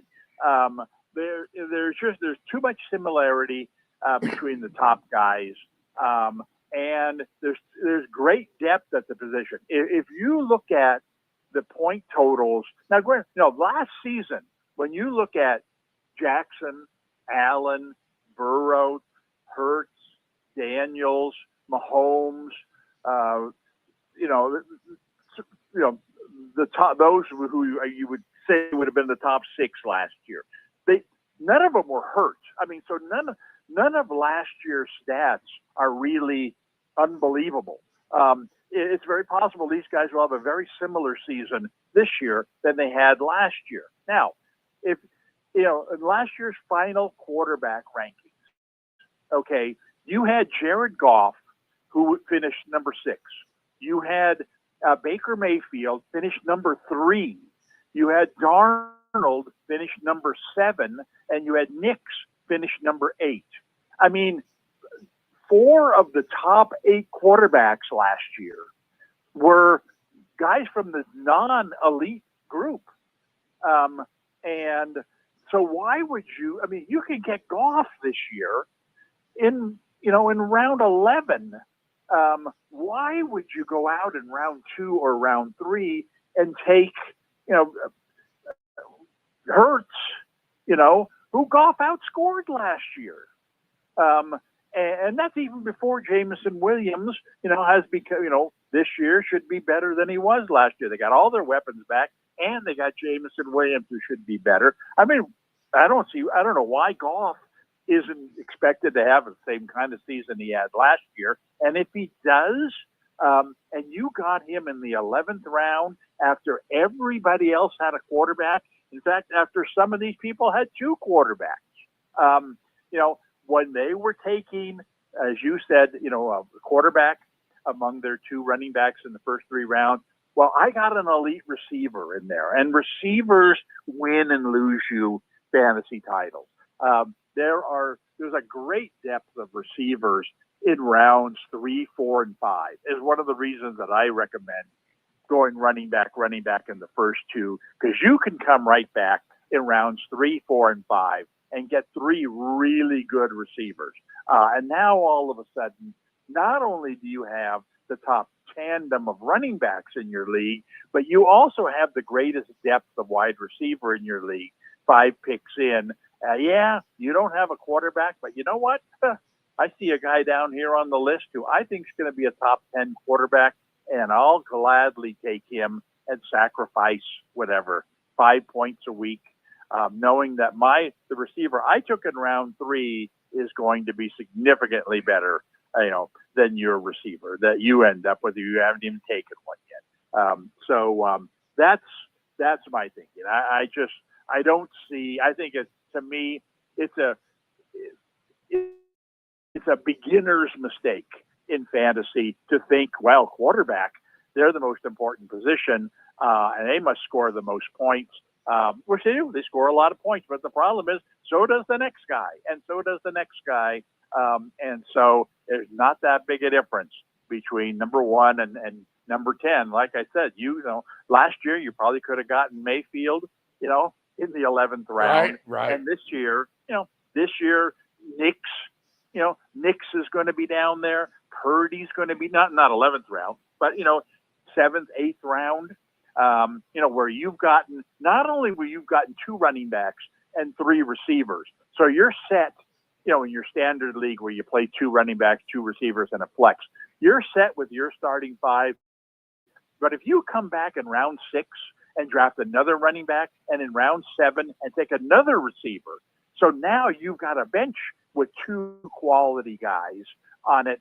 Now you're in really good shape. Now you can afford to draft Rashee Rice or McCaffrey or someone that you might think, oh geez, this guy always gets hurt. You know what? That's fine, because in round 6, I drafted a 3rd running back. And I got Brian Robinson in round 6, or Harvey in round 6, and I may never have to play him, but if I do, that's a good running back to plug in there. But I don't have a tight end yet. I don't have a quarterback yet. Big deal. You look who's left at the quarterback. Now that everybody else has taken one, you don't have to worry about them, being a run on quarterbacks. After round 6, when 8 out of the 10 teams in your league have drafted a quarterback, 3 or 4 rounds later, those same guys, for the most part, are all going to be available for you. So, I wouldn't even, I wouldn't panic and go pick one of these guys in round 6 and round 7. Wait, let them sort out. Wait till round 9 or round 10. And like I said, you'll end up with, maybe you luck into, you really like Trevor Lawrence. He turns into this year's Mayfield. But more likely, you'll take Goff, or maybe Nix, or Purdy, Caleb Williams. Maybe you like him. Love. Right. Herbert is going to be going down there. Prescott's going to be going down there. Beauty's in the eye of the beholder. Justin Fields probably won't even get drafted. Maybe exactly. I guess he will. But, you have your choice. If you really, really, really like one guy, let's say you're thinking that, well, this is going to be Murray's year. That he's really going to bust out this year. Okay, now there's a guy who's going to be in the second tier of quarterbacks to go. After Jackson and Allen and Burrow and Hurts and Daniels are gone, and probably Mahomes, so those 6. Well, 3 other teams still need to draft the starting quarterback. Murray's going to go in that group. And so if you really want him, well, then you're probably going to have to take him in round 6 or round 7. But like I said, if you're flexible, if you think, well, you know what, if I got Goff or Purdy or like these guys I mentioned before, I'll take it. I'll take it in round 10.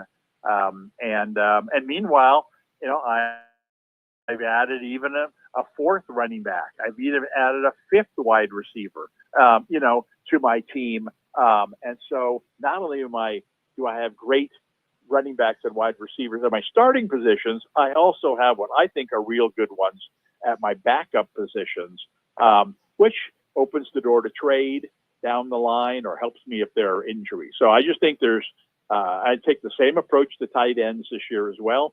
I just think that, man, if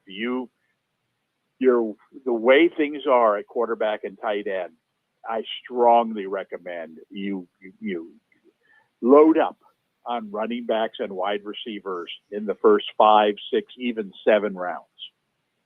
So if you pick towards the top of the draft, and we get back to that same wheelhouse of spots where I just mentioned with Josh Allen and Lamar Jackson, it really is interesting, the average draft position of some of these guys. Like Drake London's 19th overall. And then you can argue so many more better wide receivers than him potentially. Ladd McConkey's in that group. Yeah, he had a great end of last season, but that's a running-based team at the end of the day. We know that. And then you start to see a lot of value. And I'm not talking Jackson Smith and Jigba, because he's going to have some things to prove to me up there in Seattle, changing from the number 3 to the number 1. But there's your Breece Hall. Let's see. There's Garrett Wilson now at 34. Marvin Harrison Jr., even to me, might be a little overrated to some of the guys listed behind him, like Devontae Adams. There's McLaurin. There's Mike Evans at 44. There's DJ Moore at 46. There's DK Metcalf at 49. Cortland Sutton is at 50. So you really do have some big name wide receivers you can hammer home and those picks around high 30s, 40s, and into the 50s for sure. That's my point. And if you do some mock drafting, which I strongly recommend, you see it's hard to believe all these guys you mentioned. Oh man, what are the chances they're going to get to me in rounds 3, 4, and 5? Because after taking my 2 running backs, I'm kind of committed to taking wide receivers at this point. What am I going to end up with? And then you see kind of who's available in round 3. And you say to yourself, all right, not the best number 1 receiver on my team, but I like him. And then who's available in round 4? Wow, this guy's slipping in round 4. I'll take him as my number 2 receiver. And oh my goodness, this guy's available in round 5. I'll take him as my number 3. And if I have these 3 guys, and I'll throw some names out there. I mean, someone like Garrett Wilson.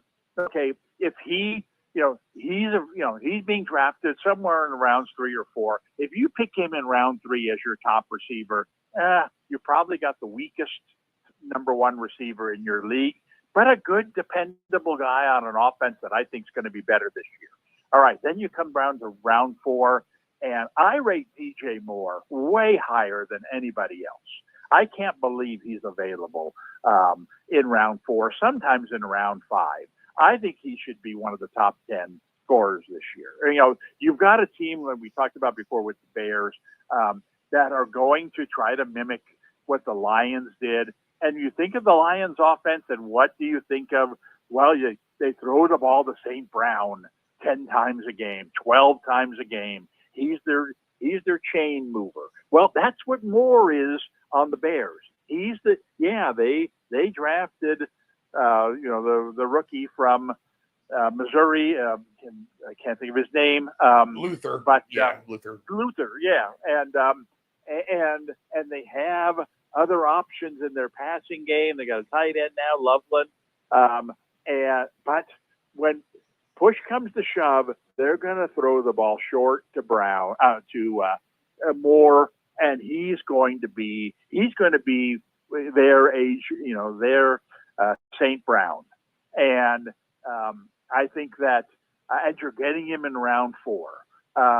And then come down to round 5, and look who's here. Rashee Rice is being drafted way down here. You mentioned some other guys, who are other options in round 5. You got to be kidding me. I can get Rashee Rice in round 5 with Moore and with Wilson. Wow, that's a powerful group of receivers and I didn't even pick one in the first 2 rounds. I've got to, I got Gibbs and Kyron Williams in the first 2 rounds as my running backs, and so I got the best running backs. I got a great depth at wide receiver. Oh my God, this was a great strategy. So, but you can't do it the other way around. I mean, if you look at, all right, I'm going to take 2 wide receivers first, which is tempting because there are some really, really good ones to get early on. But then you get down to round 3, round 4, round 5 of running backs, and there's not nearly the same depth. Now you're looking at, oh boy, I don't have a running back yet. And is it time for Kamara or Connor or Walker, Aaron Jones? It's like, as my top back. Oh boy, what's that going to leave me for a second back when I picked one. And then you start looking at yourself like, oh man, I got the worst running backs in the league. All because I ran out there and I drafted Chase in the first round and I got Neighbors in the second round. Boy, that's, I'm better than everybody there, but man, my running backs are terrible. This is going to be a headache all season long. So that's why I say you kind of got to know what's going to be available to you lower down in the draft to help you decide what you want to do higher up in the draft. I'm happy with a quarterback in round 10. I'm happy with taking my boy Warren at tight end in round 8. And by doing that in rounds 8 and 10, I can use my first 7 picks on running backs and wide receivers where championships are won and trades are made. And I'm very happy with that. It's not like, man, I waited this long and, oh, my quarterback is terrible. Oh, my tight end is terrible. No, the depth of those positions has gotten to the point where you can wait that long and still get a very serviceable player at those positions. And in the meantime, make yourself a feared team with your top 5, 6, 7 picks. All right. So players looking for depth who are available, basically with an average draft position of 75 right now, and down through the 80s. All right. So this is filling in your depth. And some of these are very, very nice. In fact, when you get to the 80s, I mean, this sounds like a starting fantasy team, to be honest, of maybe even a year or two ago to win you a championship. So Olave, and we know the quarterback scenario there, but he's 75th overall. Godwin, 76. There's Roma Dunze, who could break out if the Bears are one of those pretty old scoring teams that we talked about. 80th spot for him. I've skipped over Jordan Addison. We know he's suspended, but he's going to be a good player when he gets back involved. There's Brian Robinson Jr. down at 81. Deebo Samuel down at 83. Mark Andrews all the way down to 84. There's Stephon Diggs. And would it shock you if he had a 1,000-yard season with 10 touchdowns? It wouldn't shock me, to be honest. 85th for him. There's Cooper Kupp at 86. So a lot of firepower. Shakir down there at 93. Pearsall 94. A lot of firepower right there in the 7th and 8th round available to pound your depth home. My point exactly. My philosophy, where there is not quality, draft quantity. And you can do that at wide receiver. It's a reason to wait. And I'm not saying wait a long time, but wait till round 3 to draft your wide receiver. Draft them in the 3rd, 4th, and 5th round. You won't have the elite guy or two that some of these other teams have because you've sacrificed and you've made your running backs the elite guys. But you have a safety net there so that this guy, if Rashee Rice, they didn't announce till the 2nd week of the season, but he's gonna miss 8 games later on in the year. Oh my God, I drafted him in the 5th round as one of my starters. Well, you know what? I took one of these guys that you mentioned in the 7th round. Another one of these guys you mentioned in the 8th round. I've got two capable backups ready to plug in, for this kind of emergency situation. And that's critical in fantasy because these injuries happen all the time. If it happens, like I said, if it happens at quarterback or tight end, you can make up for that on the waiver wire. If it happens at running back or wide receiver, chances are you can't. Those are the positions you have to stockpile on draft day, or sometimes on waivers after week 1 when we learn more about these teams. But drafting depth, don't fall asleep in round 8, 9, 10, right. the draft and thinking, I got all my starters and I got a couple of key backups and now I can, start screwing around. Not a good idea because, there's incredible depth at wide receiver. And beauty's in the eye of the beholder. You might think Diggs is going to have a big offensive year for New England, and a lot of others do as well. I'd rather go with Ayuk, knowing that they're pointing toward week 5 or week 6 for him to make his. He's completely forgotten. He's 30. He's 30 picks behind Diggs, and he's actually on my next tier of late steals. I was going to label for you. Exactly. How do you not take Brandon Ayuk at 115th overall? Exactly. Or before. And right, especially at a time when people are starting to get bored of the draft. They're starting to get tired. I've got my team. I don't know anything about these guys down here. I'm just going to draft, this guy based on a magazine that was printed 4 months ago. In the meantime, give me Ayuk in round 10 or whatever as my 5th receiver, a guy I know isn't going to play for 5 or 6 weeks, but that's fine because I've got plenty of guys to play in the meantime. And then if one of my guys happens to get hurt, and 5 weeks into the season, and oh good, well look what I got here. I got a top flight guy just ready to plug in because I was paying attention, in round 11 while these other people were drafting backup kickers.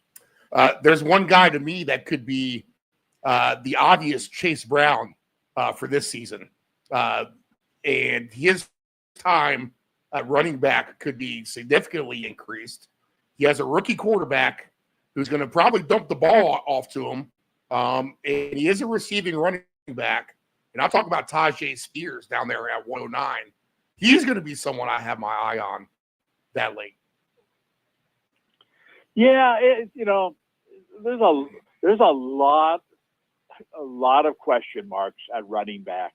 That unfortunately, because we don't get a real good view of these teams in the preseason, we're going to be surprised, like we are every year, what we see on opening day. And I would say Jacksonville is one of these teams as well. I think Jacksonville, as I mentioned before, I think they're going to be a surprisingly high-scoring team this year, but they've got 3 running backs. And who are they going to play? Is it going to be a timeshare? Is one guy going to be their third down back and the other guy's going to be there between the tackles guy? I mean, between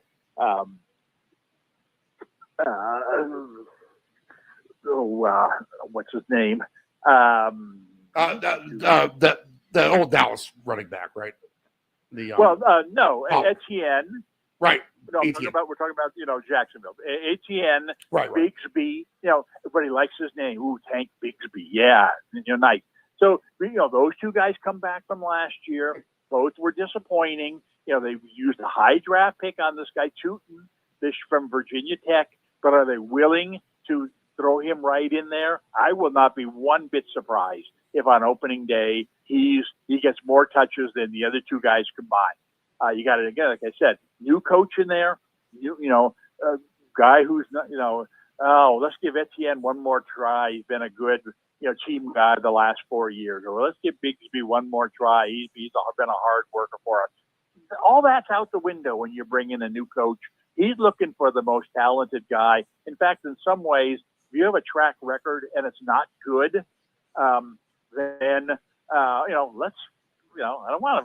I don't want to. I saw what these guys did last year in running back. I don't want them. We drafted Tootin. He's a better talent. Let's throw him the ball. Let's get him running in week 1. And then you come out of week 1 and you see, wow, he got 12 carries and he got 6 receptions and scored a touchdown.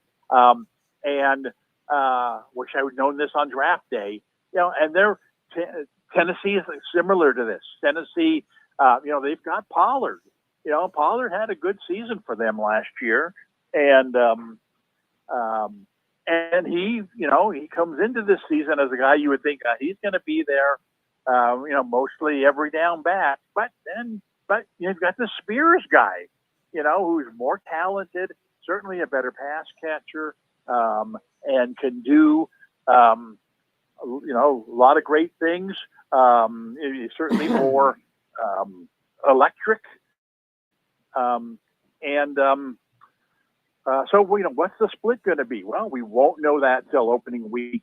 And so it makes it hard to slot those guys in the draft. And that's another reason in my mind, to avoid that at all costs.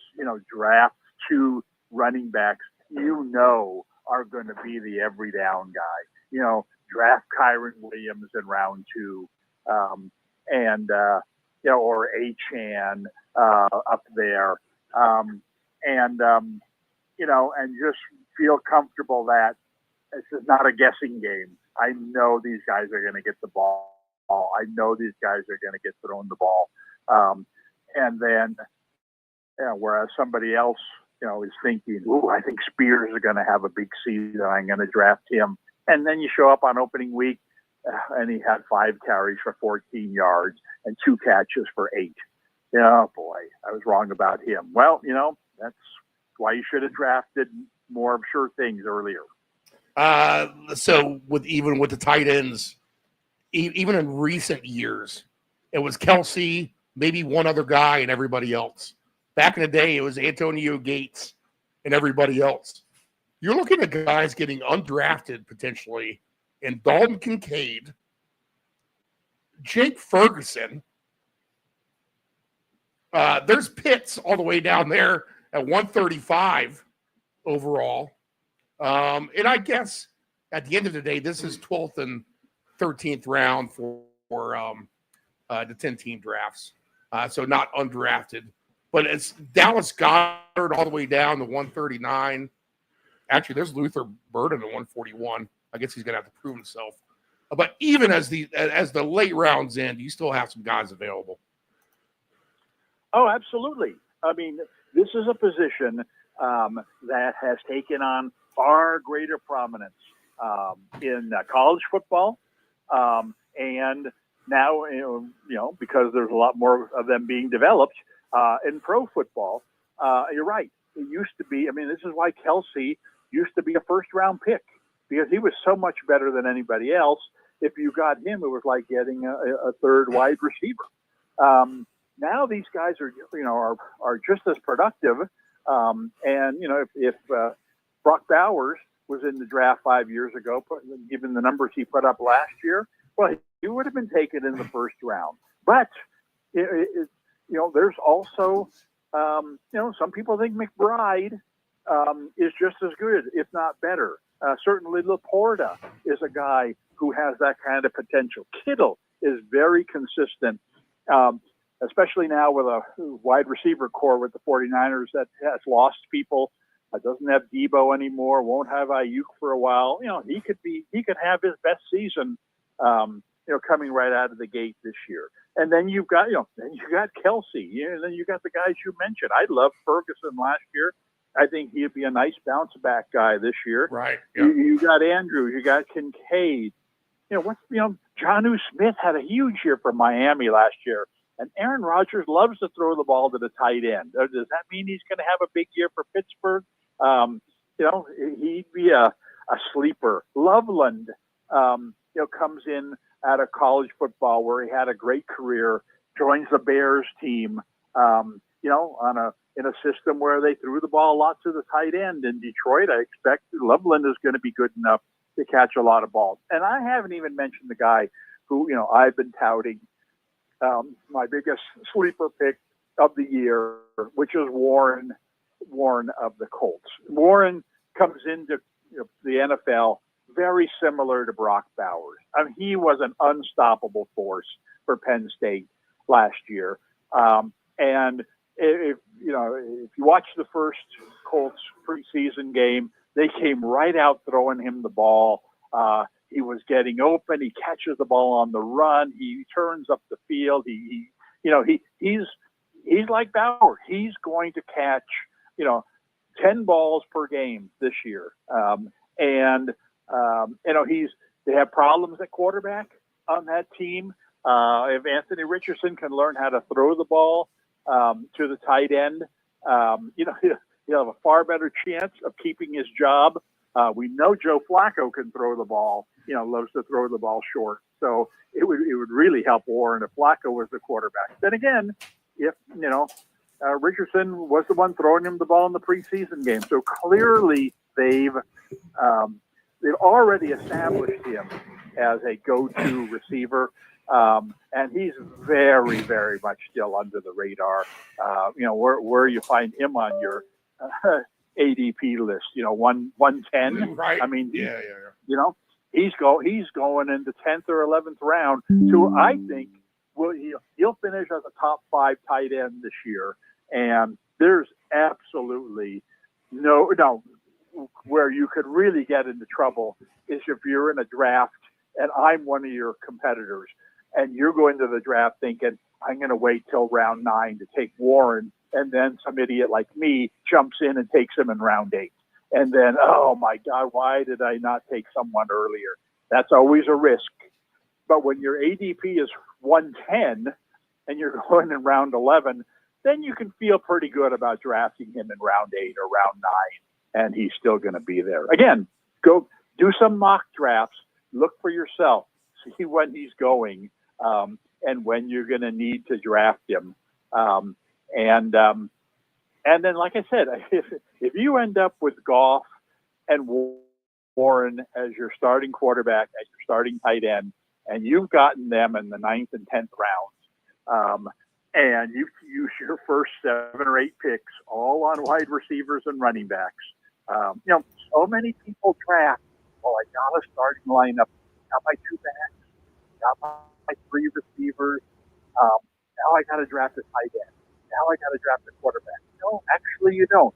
If you get the same guy in round 10 that you get in round 6, why are you drafting him in round 6? Just because you have an opening. Draft another wide receiver. Draft another running back. Draft another running back on top of that. And then take your quarterback, and then take your tight end. And then, of course, the essential in every fantasy draft is come away with Aubrey as your kicker. Right. All right, Dave, good stuff. We'll go pick heavy next week. I'll do a fantasy mock draft, and you can grade me on my performance. We did that last year, and that was a lot of fun as well. And the mock draft definitely helped me going into my regular draft. So some homework for me to do this week. Enjoy the games this weekend, and we'll do another week of preseason next week. All right. Looking forward to it already. Nephew Dave in the house now with us on the Round Robin here on the Deep End Broadcasting Network. We are live during preseason week number 2, August the 17th, 2025, 11:15 a.m. Eastern Standard Time. I am in the Chick's Beach studios. Nephew Dave in our lovely Ocean View studios. Nephew Dave, how are you? Good morning. Doing well. All right. And with our upgraded technology, this will be our first test drive in the Ocean View studio. So we have a backup plan, Dave. If anything goes south, I'll text you the phone number and we'll bring you onto the phone line. But so far, so good in that regard, the way you came through with your little introduction there. Excellent. Yes, that should work out well for us. All right, there he goes. Look at that self producing as well, leveling out the headshot. So me and him are both equal on the screen here. All right, Dave. I'm not going to take too much out of the games we've had so far in preseason week number 2. I mean, nothing really caught my eye too much. Maybe the Giants with where they had no quarterbacks. Maybe they have 3 now.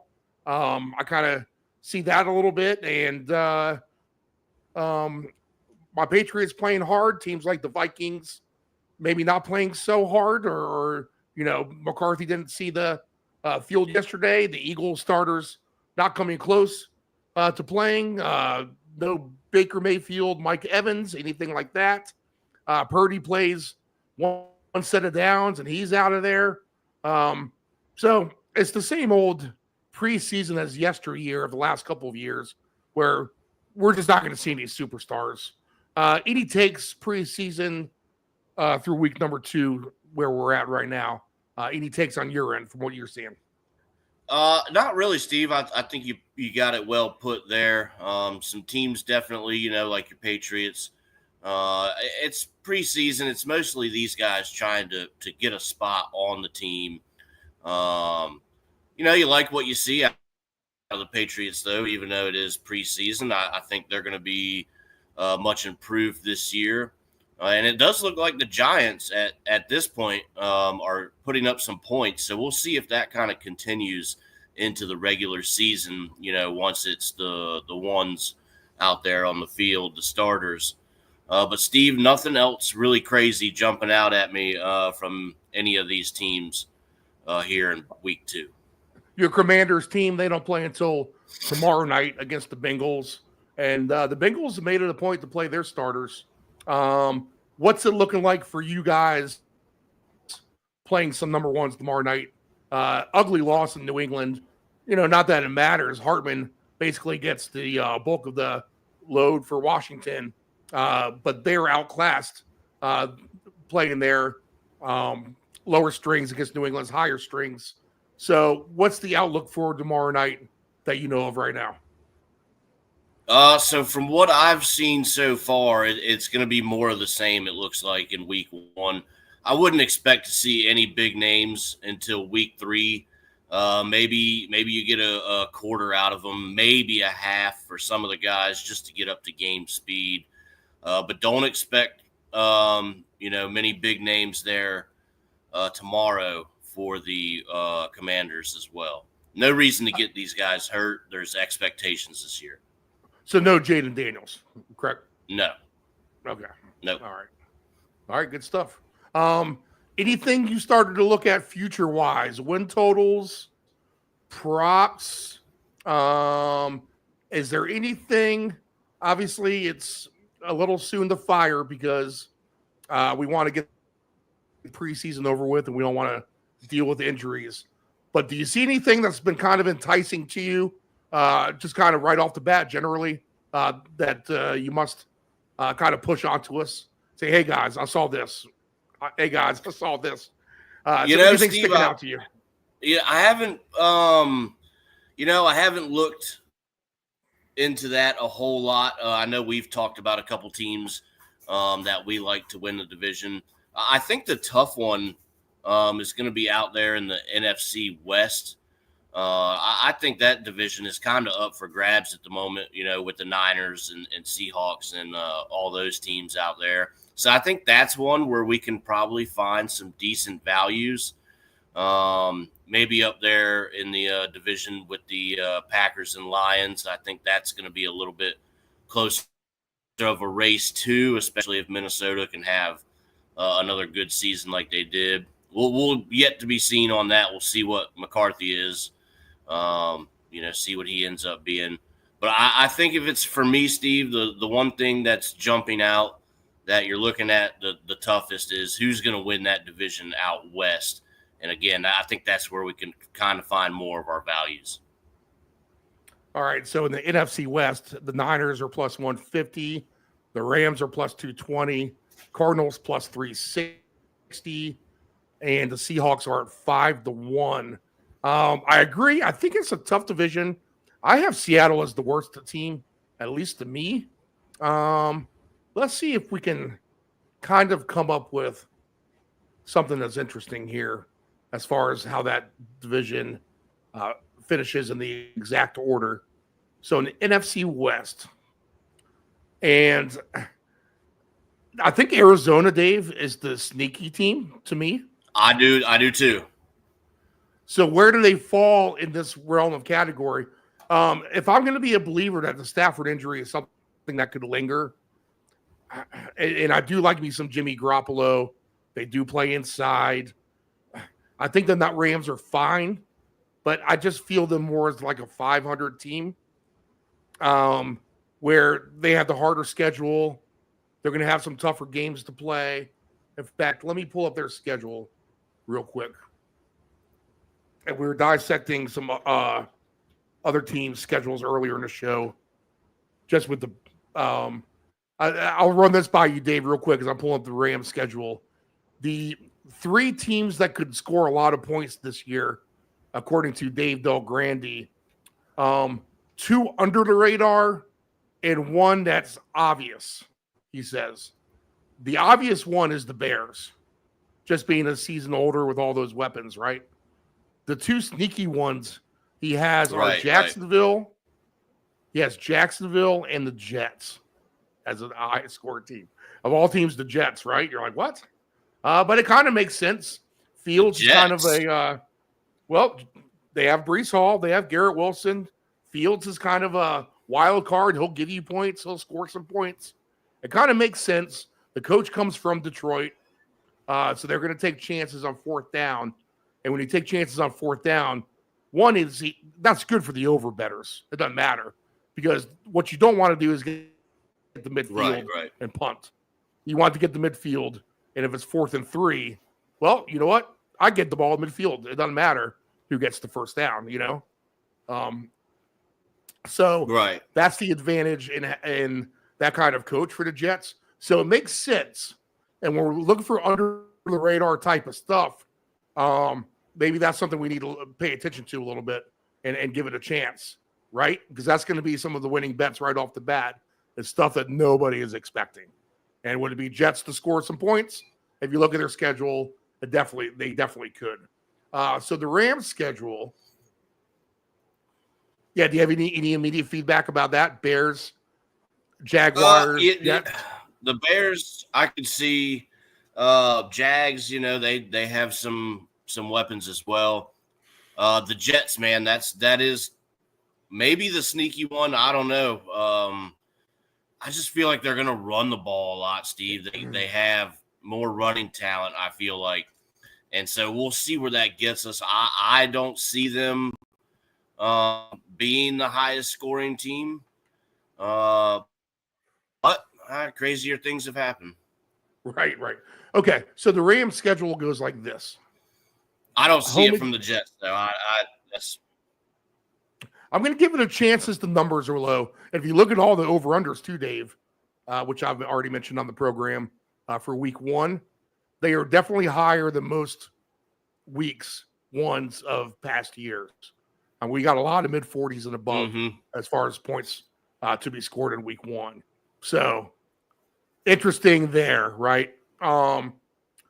Probably a week to carpet bomb the unders, to be honest.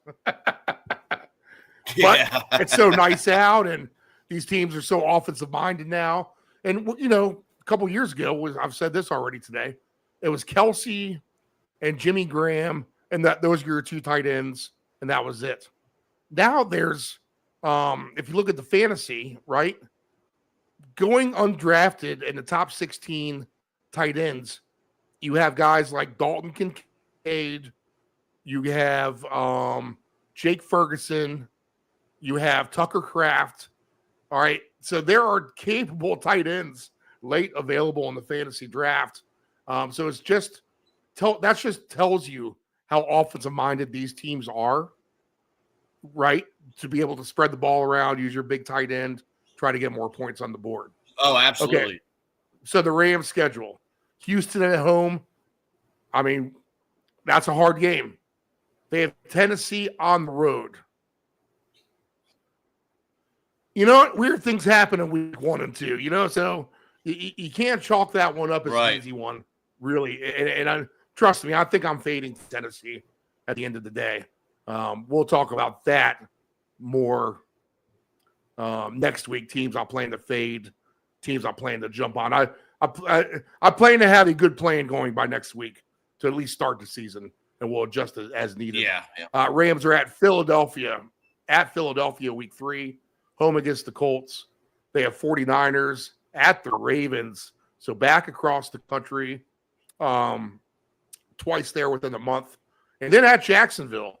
That would be interesting to see if they actually stay out west or out east. Usually it's the other way around. Teams from the East Coast will spend the whole week out there in the West. So they're not traveling as much.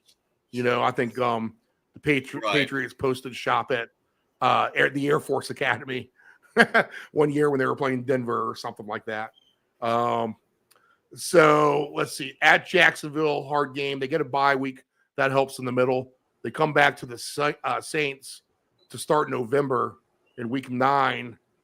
So that's probably a good win for them. But then they're at San Fran, Seattle. They play Tampa, at Carolina, at Arizona. Carolina, another cross-country team. And even if the Panthers start out slow, because they're not one of the better teams, you got to think at least by this point of the season, they're at least getting their act together a little bit, right? The Rams play the Lions at home mid-December, Seahawks at Atlanta. So another cross-country trip on a Monday night, and that could be a very meaningful game for the Falcons as well. And then they host Arizona the last week. I'm having a hard time, Dave, That's a hard looking road. at that as a winning schedule overall. That is a hard road right there. So let's compare that to the other teams. And last episode, we talked about the 49ers schedule and just how I don't think you people know how weak this thing is. Listen to this. And the Cardinals kind of have a comparable one. We'll go over their schedule in a minute. But this is your San Francisco 49ers season schedule. Week 1 at Seattle. Week 2 at New Orleans. Week 3 home against Arizona. And I get it. They could be 1 and 2 at that point. Week 4 home against Jacksonville. Week 5 at the Rams. Week 6 at Tampa. And that is a hard game for them. Yes. Week 7 they have Atlanta, but they have Atlanta at home. They got Atlanta at home. At Houston. At the Giants. Home against the Rams.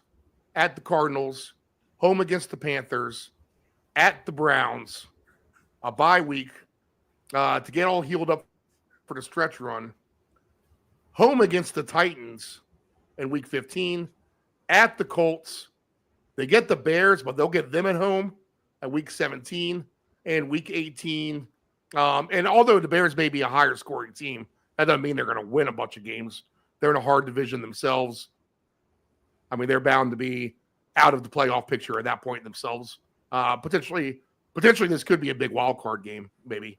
And in Seattle, week 18. So I think that's navigable for the 49ers. Let's see, to get a winning record, just for the fact that they have like Atlanta at home instead of on the road. They get Jacksonville at home instead of on the road.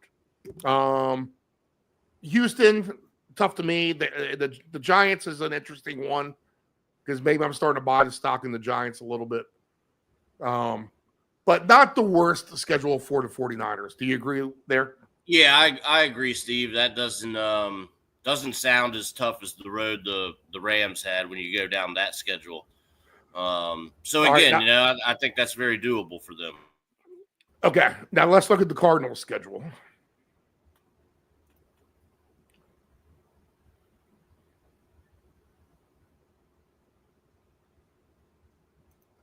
Seattle at home, Tennessee at home, at the Colts. Home against Green Bay. I mean, I could even see a scenario where they start 4-0, to be honest. Bye week 8. Wait a minute. All right, start over. I'm getting ahead of myself. But it's even better. Week 1 is at New Orleans. Week 2 is home against Carolina. So that could be 2-0 for sure. At San Fran, that'll be a good litmus test. They get Seattle, a crack at Seattle, but they'll get them at home first, week 4. Then they get Tennessee at home. Then they get the Colts on the road. Then they get Green Bay at home, and then a bye. I could make a case that Arizona could go like 6-2 those first 8 games. It'll be first 7 games, so 5-2, right?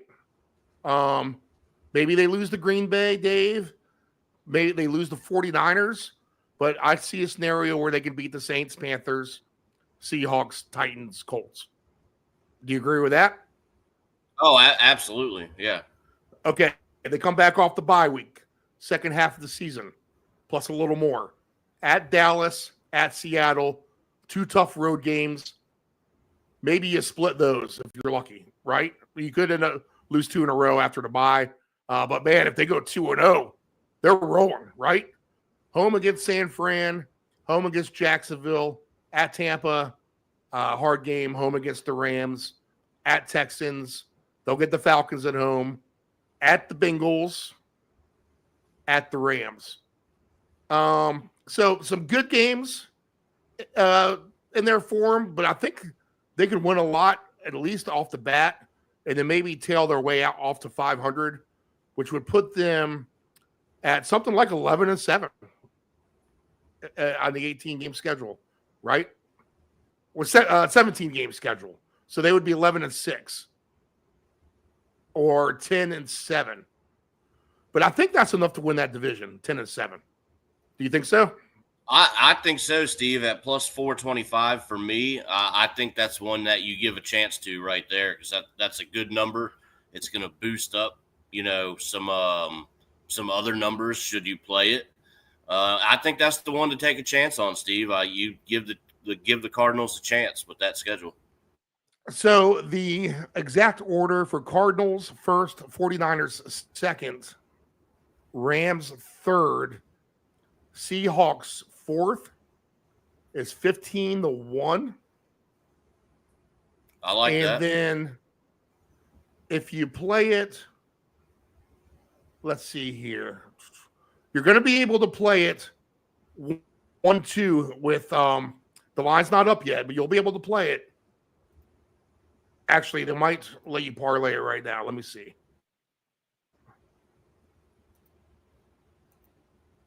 Oh, yeah, they did. All right, so if you bet at 1-2, Arizona 1, San Fran 2, you're getting almost 9-1 odds. I'd give that a shot. You're getting 15-1 if you take Seattle to finish last. And then if you take the Rams to finish last, which would be interesting, to be honest. Which they're not that big of a underdog to finish last, only plus 360.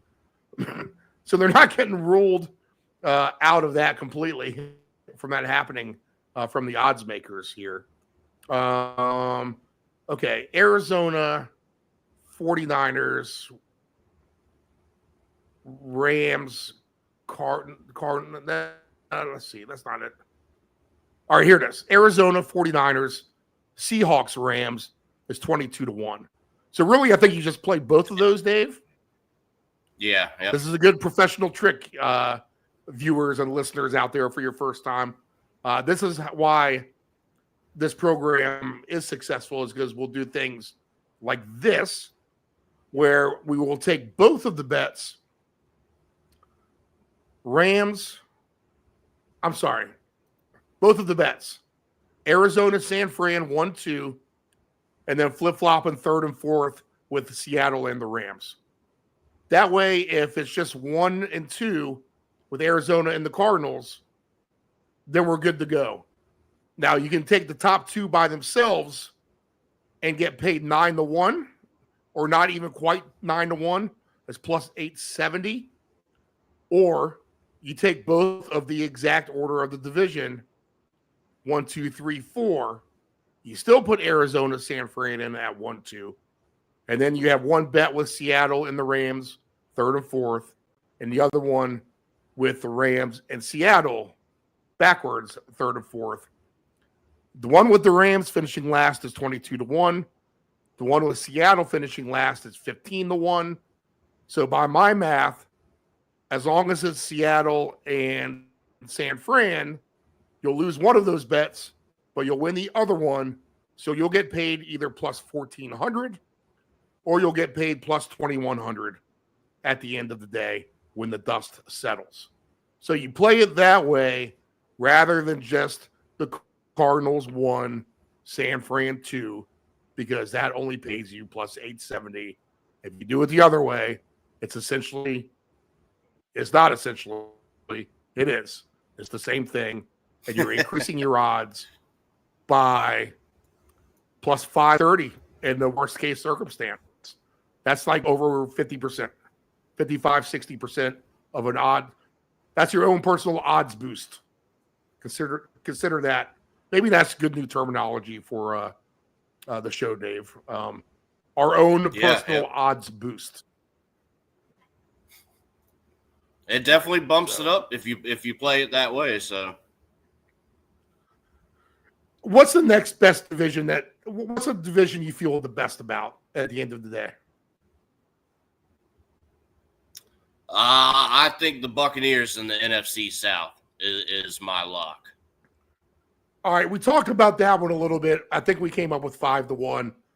If we go Bucks, Falcons, Panthers, Saints, which is what I think everyone thinks is going to happen anyway. So that's the chalk. Let's look at your division, Dave, with Philadelphia, Washington, Dallas, and the Giants, because that's a very interesting one.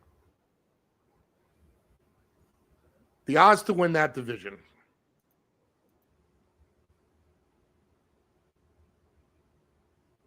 Philadelphia is minus 135. The Commanders only plus 220. Man, they paid so good last year.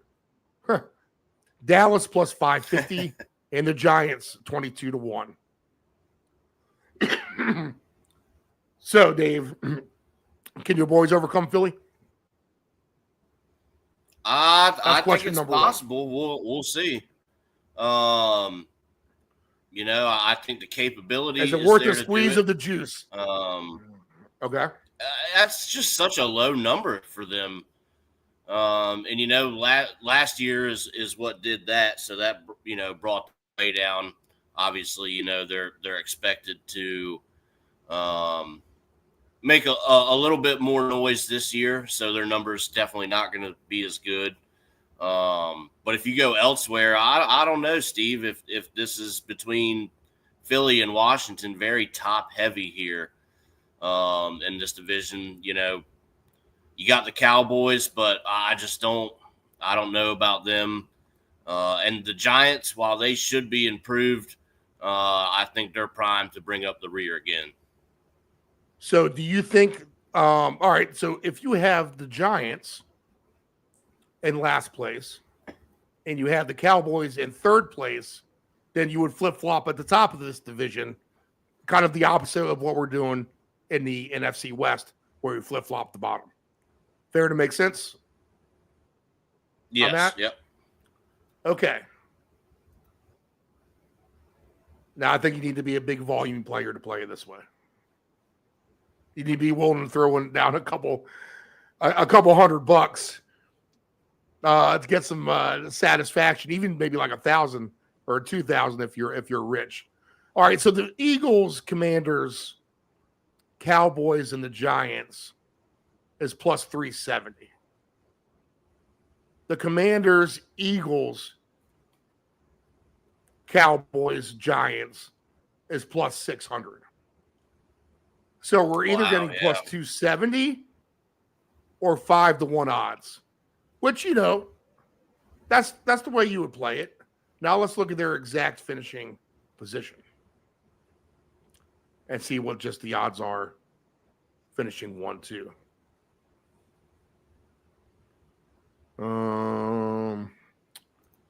Washington to finish first at plus 220. And the Eagles to finish second at plus 220. All right, it's plus 369.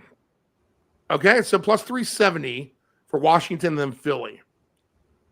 And I want to go back to the exact finish, because maybe it's not worth just doing the exact finish. Maybe you just bet it 1-2 Washington, Philly. Let's see here.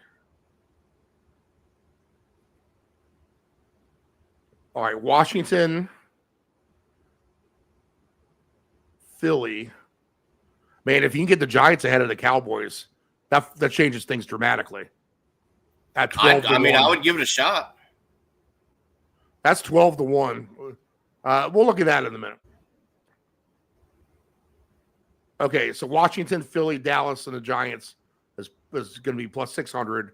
So 5-1 if we play the other bet, and then plus 270. So halfway between plus 270 and 5-1 is roughly about plus 385.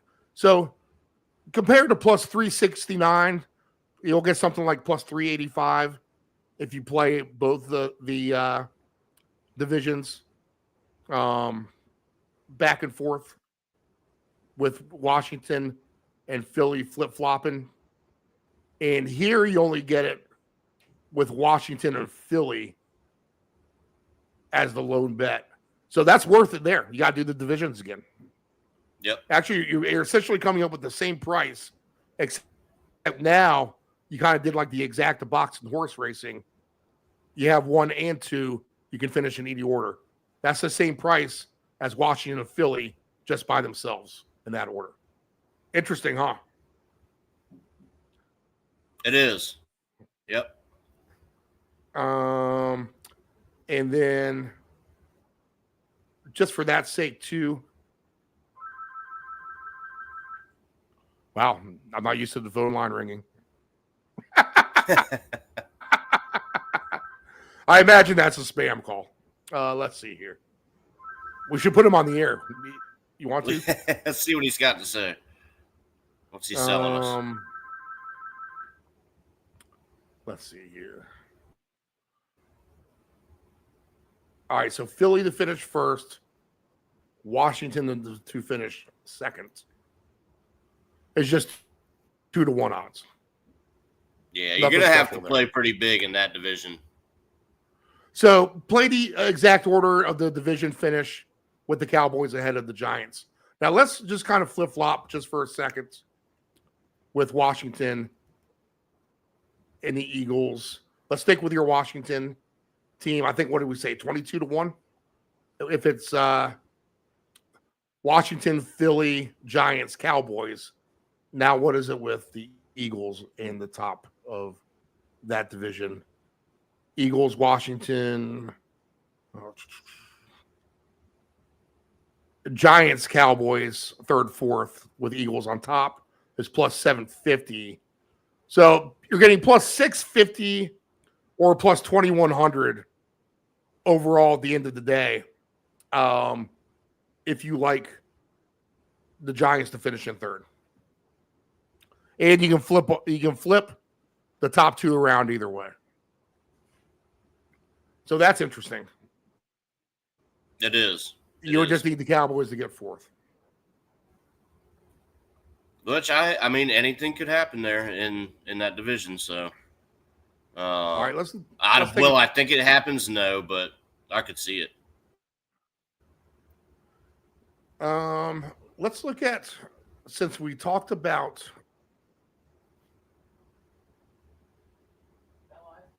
Yeah, you want to jump in?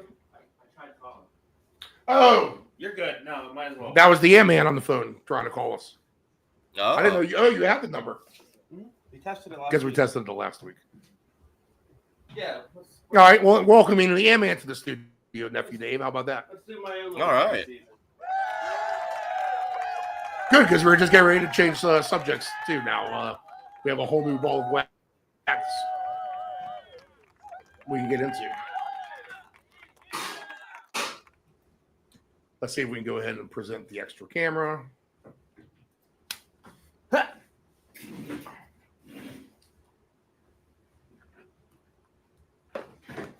minute since I've been put in here. All right. How do we do this thing? Look at that, Dave. We got the trio up on here. Wonder what I look like. how about that? Look at this. The ratings instantly go up too on the screen. Okay, so recap a couple things since you're new in here, Anthony. And we just broke down a couple of the schedules here in the NFC West of all divisions. Do you have a sleeper in that division right now? Which one? Do you have any surprise? Like, so we look at the Rams schedule, and that looks brutal compared to all the hard games are on the road, and they go to the East Coast several times. We don't know about Stafford's injuries. So where a lot of people love the Rams for that division, I'm not so sure. And much easier schedules by the 49ers and the Cardinals. Seattle, they're just going to have to prove it to me at the end of the day. So have you had any thoughts at all on the NFC West as far as how teams may place? I know San Francisco has an easy schedule, but Didn't another running back get hurt last night or a couple of days ago? Yes, he did in the game. They're all just falling. Can you hear me? Yeah, get a little closer. All right. Yeah, that's much better. The other problem we have with the Rams is Stafford's back is about to break in half. Now you have a good backup quarterback with Jimmy G, but I mean, if Stafford's not going to be able to play, but McVay's downplaying it, and apparently they're asking questions. Is he going to be good to go? Oh yeah, we'll see. So he hasn't given a definitive answer yet. I mean, to be that honest, I'm curious about Seattle. What are their odds to win the division? Seattle is to win that division. And we immediately brushed them off. Gave them no chance. I'm just We curious. didn't Yeah, even we go through their schedule. I haven't even I got looked them at yet. plus Which we should. 550. Let's go through their schedule. Yeah, I see plus 500. And then if we're going to do this whole segment in full, we might as well run down their schedule real quick just to kind of give it comparatively to the others and fair treatment and justice here on the round robin, now with Nephew Dave and the Ant-Man in studio. And week one for Seattle, 49ers at Pittsburgh, hard game. They get the Saints at home, at Arizona. We both think that could be a sleeper. They play Tampa Bay at home. Everyone in that division plays Tampa Bay. Everyone in that division plays Jacksonville. They'll be at Jacksonville. They host Houston. Everyone plays Houston. At the Commanders, hard game for Seattle. That's the uncommon opponent compared to the other division rivals. Arizona at home, at the Rams, at Tennessee, which everybody plays. They'll play the Vikings, which is another hard team that is not on the schedule of either of the other three. And then they'll play the Falcons like the rest of the division as well. Colts, like opponent, common opponent. At Carolina, common opponent. Rams at the end of the day. So the two games that obviously are ones that really stick out to me is that Commanders and Minnesota game. And the fact that Atlanta is on the road, that's a game you like to have at home. They'll still have to go on the road to Carolina. You finish the season back-to-back on the road. Good spot for the bye week at 7 for Seattle. And not necessarily the easiest start either. I mean, they had the Saints in there, but they could go 0-2 out of the gate with the 49ers and then at Pittsburgh. And then if they lose week 4 at Arizona, then it's Tampa Bay on deck and then at Jacksonville. So really, to me, that reeks of 2-5, right? Let's see, that's 6 games. So 2-4, 1-5, something like that. Actually, there's that's odd, makes it tricky. There is a week 7 game against Houston before the bye. So yeah, 2-5, even 1-6, and then you come back on the road at Washington even after the bye week. They better get their footing fast. And the reason why I say that is this is a new team.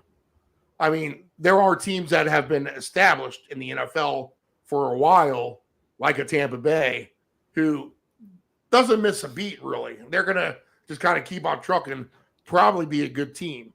A team like the Packers, okay, probably going to be a good team. The Eagles are going to be good, right? All right, so you can't put Seattle on that plane of teams that's going to be good.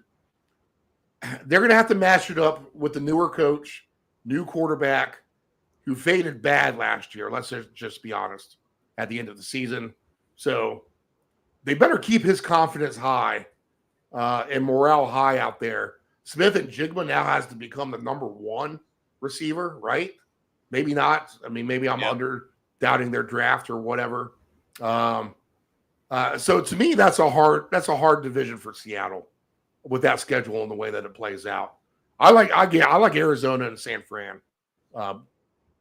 Looking at it with all the hard games at home. I mean, it makes sense for +5. I mean, what if Sam Darnold's just not that good? What if he was just a product of O'Connell's offense in Minnesota?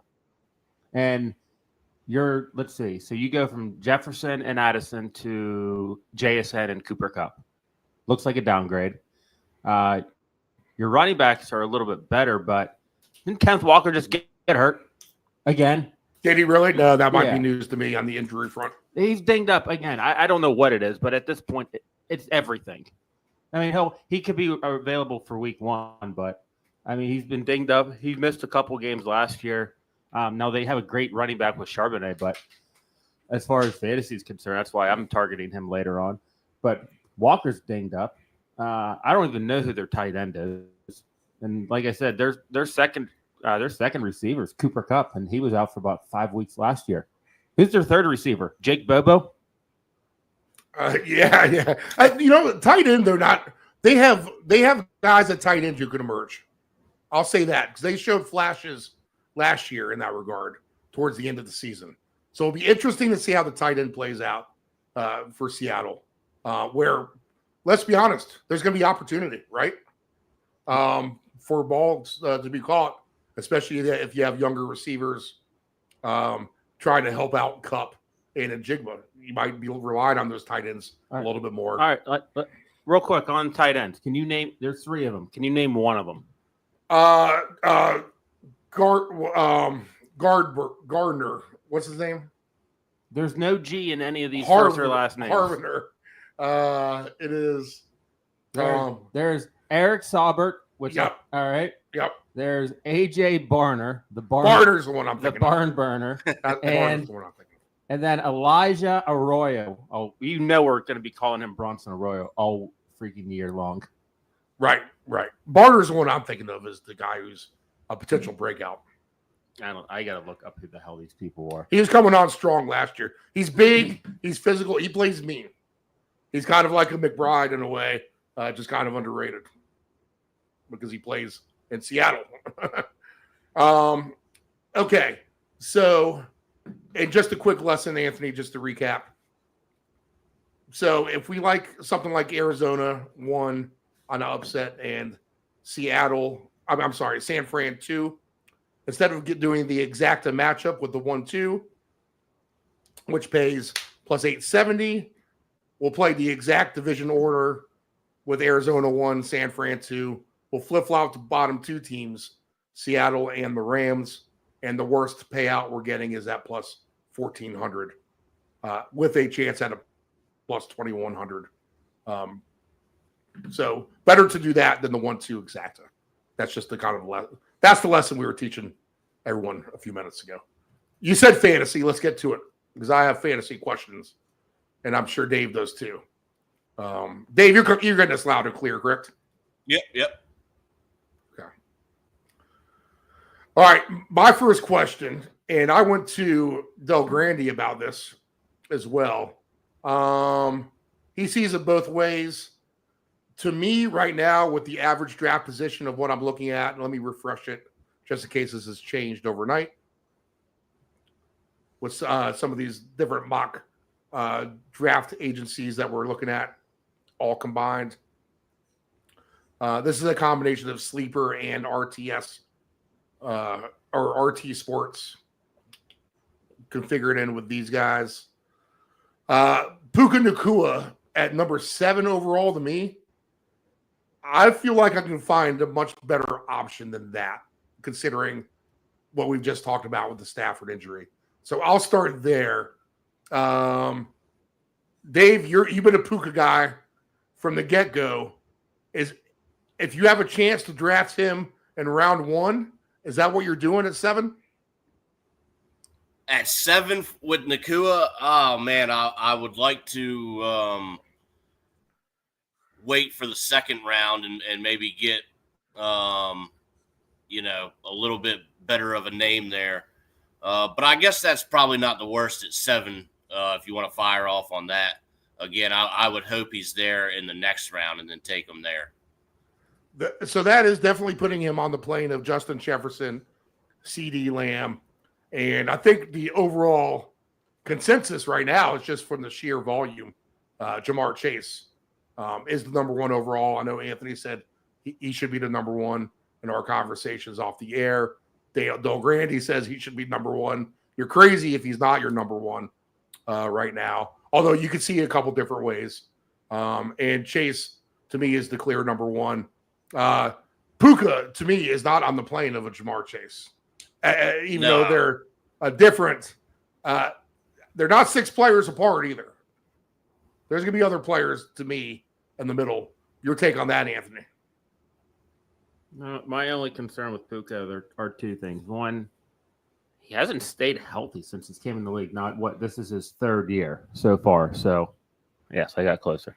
This is his 3rd year, and he's missed games his rookie year, and he missed, weeks 2, 3, 4, 5, and 7 last year. So durability is an issue, and, of course, the big thing, Matthew Stafford throwing him the ball. Now, the reason why the reason why he's a first-round pick and why he's arguably a top 5 pick is because of this Rams team. If you play for the Rams and you're their number one, you pretty much guaranteed to get 10 targets a game because that's what they do. They just funnel targets to like Kyron Williams and Puka. And look what Cooper Kupp did a couple years ago before his injuries just started to just kill him. So Puka is their de facto number one. Having Devontae Adams is going to help as well. But a lot of stars have to align. With Stafford being 100% healthy and staying healthy, like I said, Jimmy G as a backup is going to be fine if Stafford misses time. But you still want Stafford throwing the ball. You want Puka on the field the whole time. So what did you have him ranked at? 7 overall? Yeah, where do you got him at? I mean, I'm picking 8th right now. Okay. So it's in the neighborhood right now. It's in the neighborhood. Okay. Now, the thing when I look at this, so I already know in a full PPR league, I'm picking 8th overall in a 12-team league. And Puka is in that mix. But he's not my number one. So pretty much what I look at is there's a big 6. There's your 3 big receivers and 3 big running backs. Chase, Jefferson, Lamb, then Gibbs, Barkley, then Bijan. That's your top 6. That's when it's going to get a little dicey. So you could either go with, McCaffrey or the rookie Gentry, or hell, go with Mr. Reliable with Derrick Henry. Or you can take on any of the top receivers. Puka, Neighbors, Amon-Ra, Nico, Brian Thomas Jr. There's a whole list of them. But it really goes to, do you trust this Rams team? Or not that, do you not trust this Rams team? I would trust them. But Puka's got to stay healthy. Stafford has to be healthy as well. But like I said, Puka could be the number. I don't know if he could be the number 1 receiver, but he's definitely a top 5 pick if everything goes right. I'm not doing it. I would rather go with Devontae Adams and throw it just because he's down there at 42.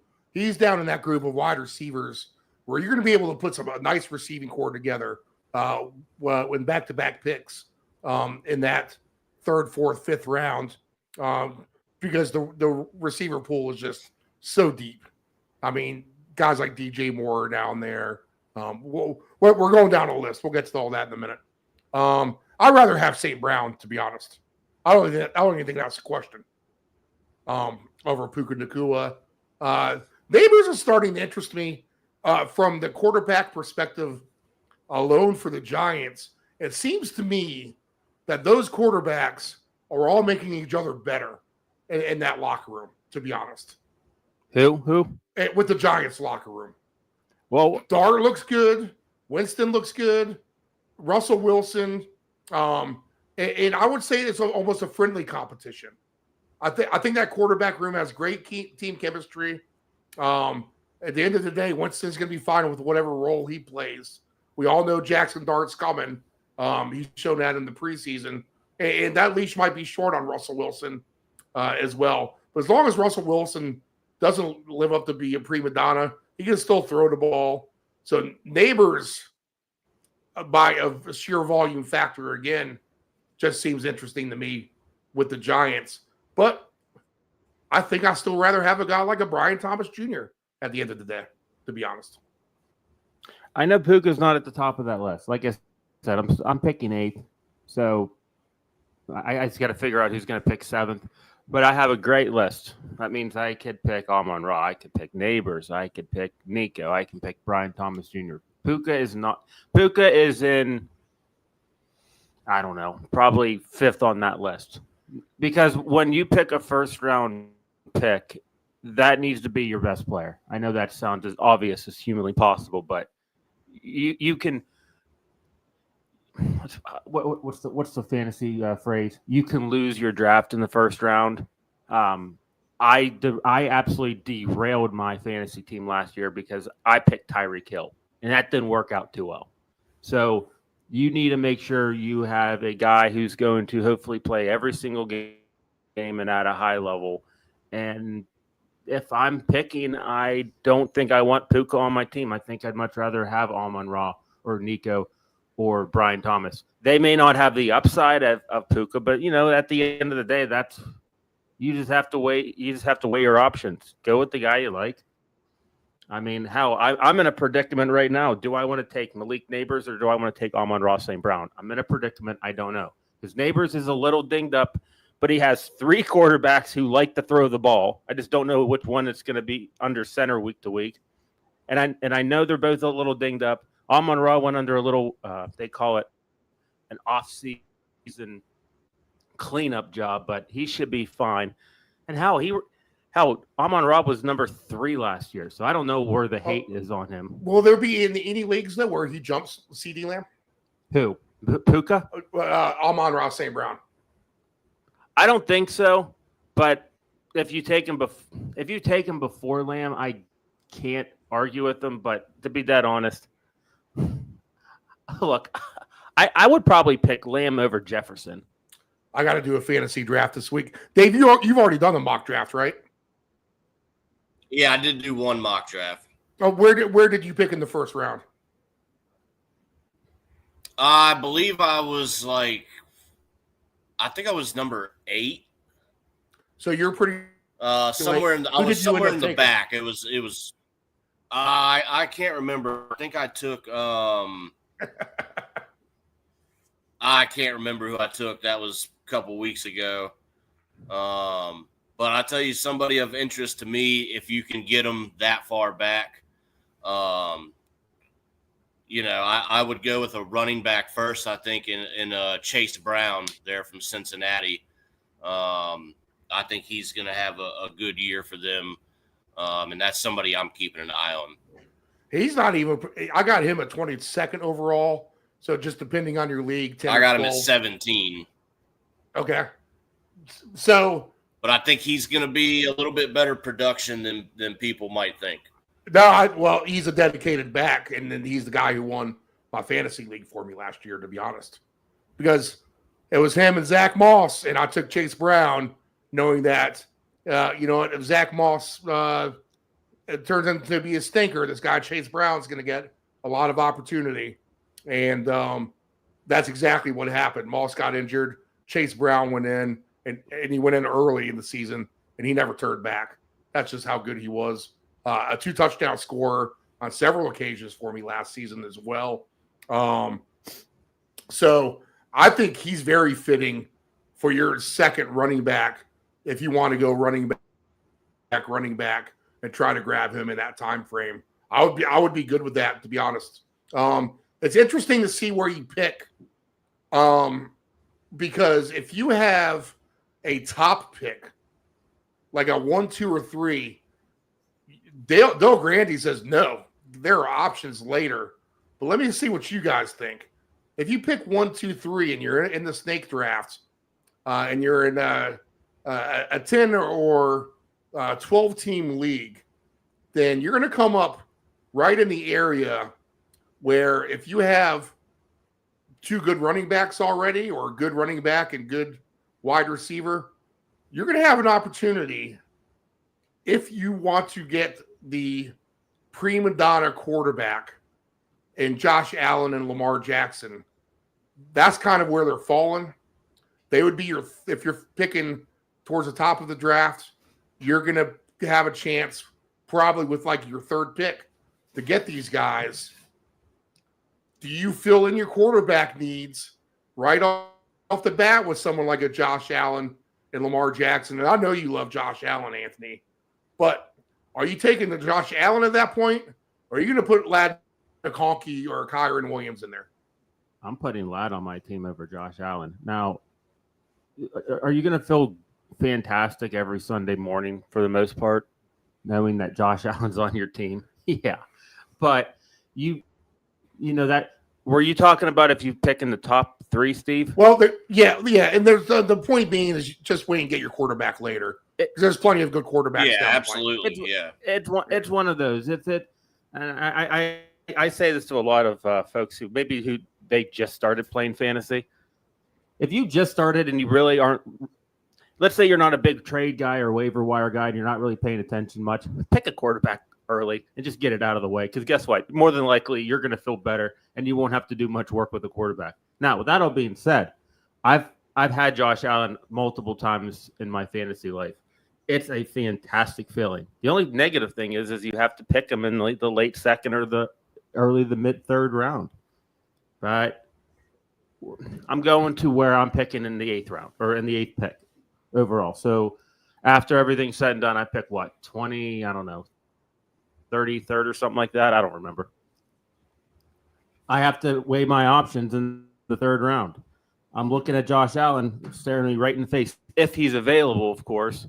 But then now I don't think Ladd McConkey would fall to me that late in the 3rd round. So maybe if you pick top 3, he might fall to you. But if I'm looking at like a Kyron Williams or a JSN, I don't know, or if I consider McLaurin, has he signed yet? I saw he was on the sideline. No, he's not signed yet. All right. Well, let's assume he is. Let's just assume that. And then, you can go with a Marion Hampton or blah, blah, blah, blah. But like I said, that's where you have to make your own rankings. Do I value Josh Allen over these guys? So, for example, if Kyron Williams or Jackson Smith and Digma are there in the 3rd round, I'm taking them over Josh Allen in my position, picking in the 8th pick of the 3rd round. But if you're picking in like early 3rd round and I see a Ladd McConkey or a Bucky Irving or a Chase Brown or a Trey McBride, yes, him and Trey McBride's falling. He's a good value too. But like I said, you're either going to pick a quarterback early on, and if you don't, wait. Don't, because especially in a lot of your home leagues, once Lamar goes and Allen goes, then it'll go Daniels, then it'll probably go Hurts, then Burrow, and then everyone is going to get in panic mode. Then you're going to get your Bakers and your Bo Nixes and your Mahomes, and then everyone's going to be freaking out. Just wait. There are so many quarterbacks you can grab late. Are there any quarterbacks, Steve, you are looking at late? No, I'm impartial, really. I mean, I could get my guy Drake May and give him a chance because he's probably going to go undrafted, maybe even, at the end of the day.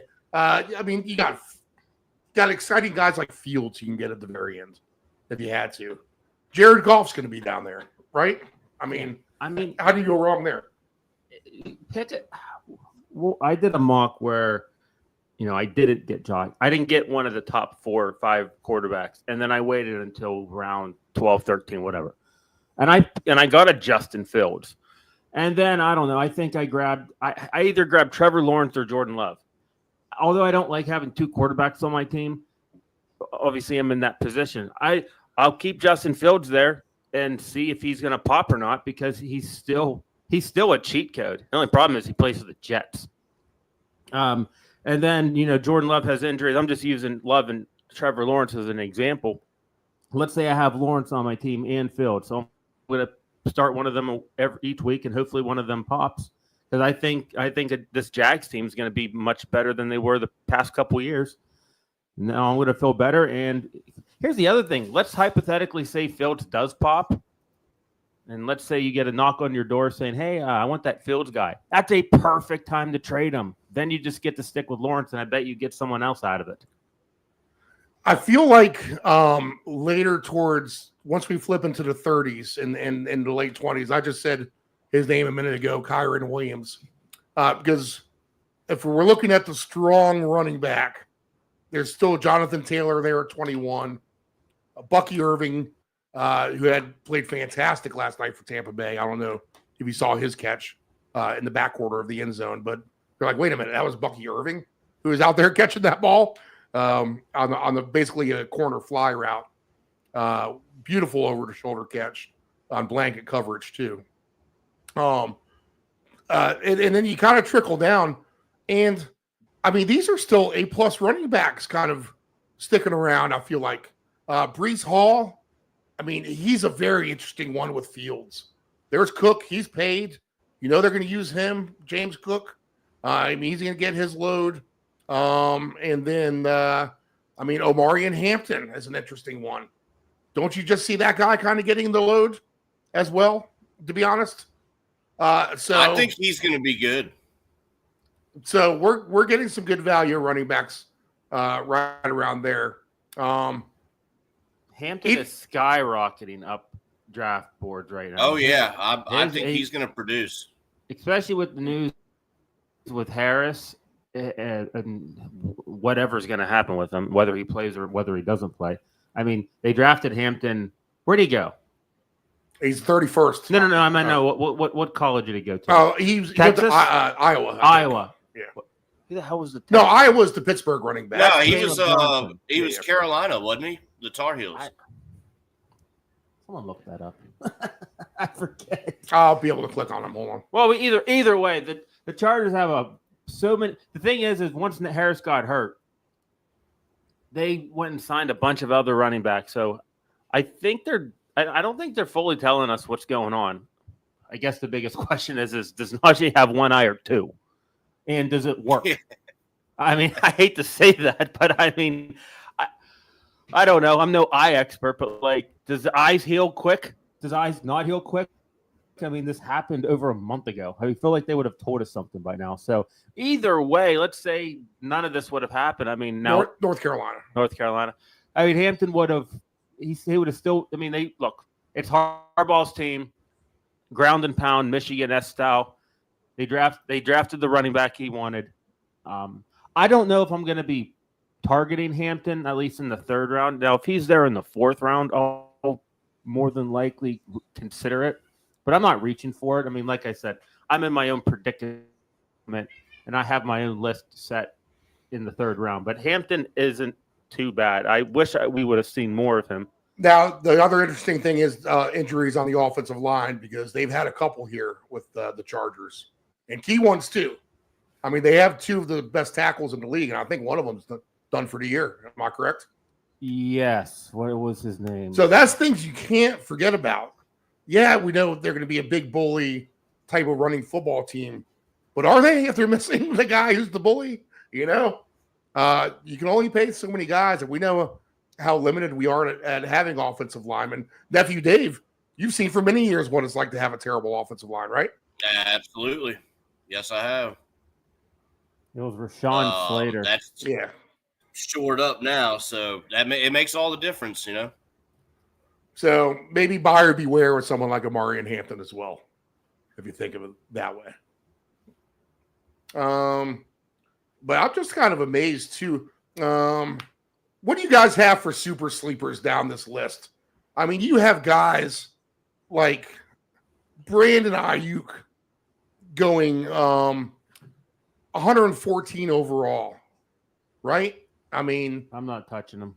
Someone like a Tajay Spears, interesting at 111 overall, correct? To me, he's an interesting one. Yeah. Tajay Spears may not play in the first few weeks of the year.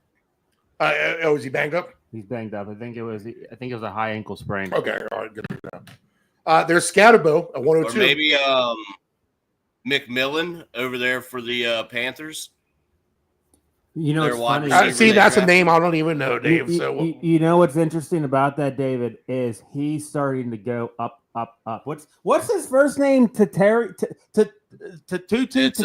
Yeah. Tateria? What the hell is that? Tateria or something like that. Terry, But he was good in Arizona, man. He was the top target at Arizona. Oh, he And was. I'm expecting him to have a nice rookie season. And I'm looking at. Oh yeah, he killed it for Arizona. He was basically the bomb threat nonstop, an aerial assault. Nonstop. I mean, the guy was an animal. One of the best in the country last year. Oh, he was fantastic. I'm looking at ESPN and Fantasy Pros and CBS. That's the other thing. Some of these guys are fluctuating up and down. One guy's going 30, one guy's going 40, one guy's going 50. What I use for my rankings is DraftKings Best Ball, which is, you guys know what Best Ball is, right? For that actual live draft where you just pick your guys and that's it. Don't do anything else. Anywho's, he's going at 40 overall. I don't know. The Panthers receiving core are so interesting because they still have Thielen. They drafted Leggett and he hasn't really panned out. They have that Jalen Coker guy. And then now they just got this McMillan. So it's going to be so funny when we watch Panthers receivers catch touchdowns and we won't know who the hell it is unless it's Thielen. I want to ring the Phillies next. True. They have 6 runs in the second inning already. Of course, this is the one time I don't play them, and they've scored nothing in the last 4 days. Who was the other sleepers you were talking about? Ayuk. I mean, just that far down, it's just interesting to see him. He just got paid all that money. Let's see here. A lot of guys were kind of ringing my bell here. I mean, there's Diggs down at 85. So if you're talking like a 10-team league, that is getting into the 9th round, correct? If you're picking in the 80s, because 0 through 10 is actually the first round. I love Diggs.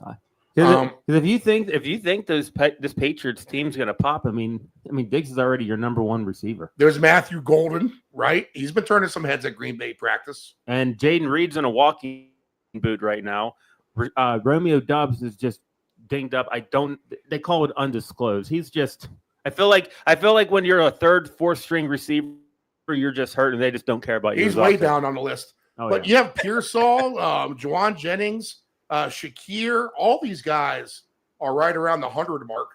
David Njoku, right around the 100 mark. Pearsall's the guy I would target in San Francisco. I'm not not that I make a do not draft list under any circumstance. Of course, it's all about value if he falls to you, but I'm just not going to touch Ayuk because Shanahan says that he has a realistic probability of returning in week 6, but you're number 1 waiting for him to return week 6, and you don't even know if he's going to be 100% healthy. So you're pretty much wasting a bench spot, and hopefully you have an IR spot that I just do not want to waste if I'm going to take Ayuk. Now, look, if he's there in the 13th round, then sure. But I'm not waste. Where is he going? I see him at 115th. All right. My average right now, 114. I got it. So I'm looking at, you're at 114. I'm at 115. So that's right around the 10th round. It all depends on what your team looks like. If you just want to stash him.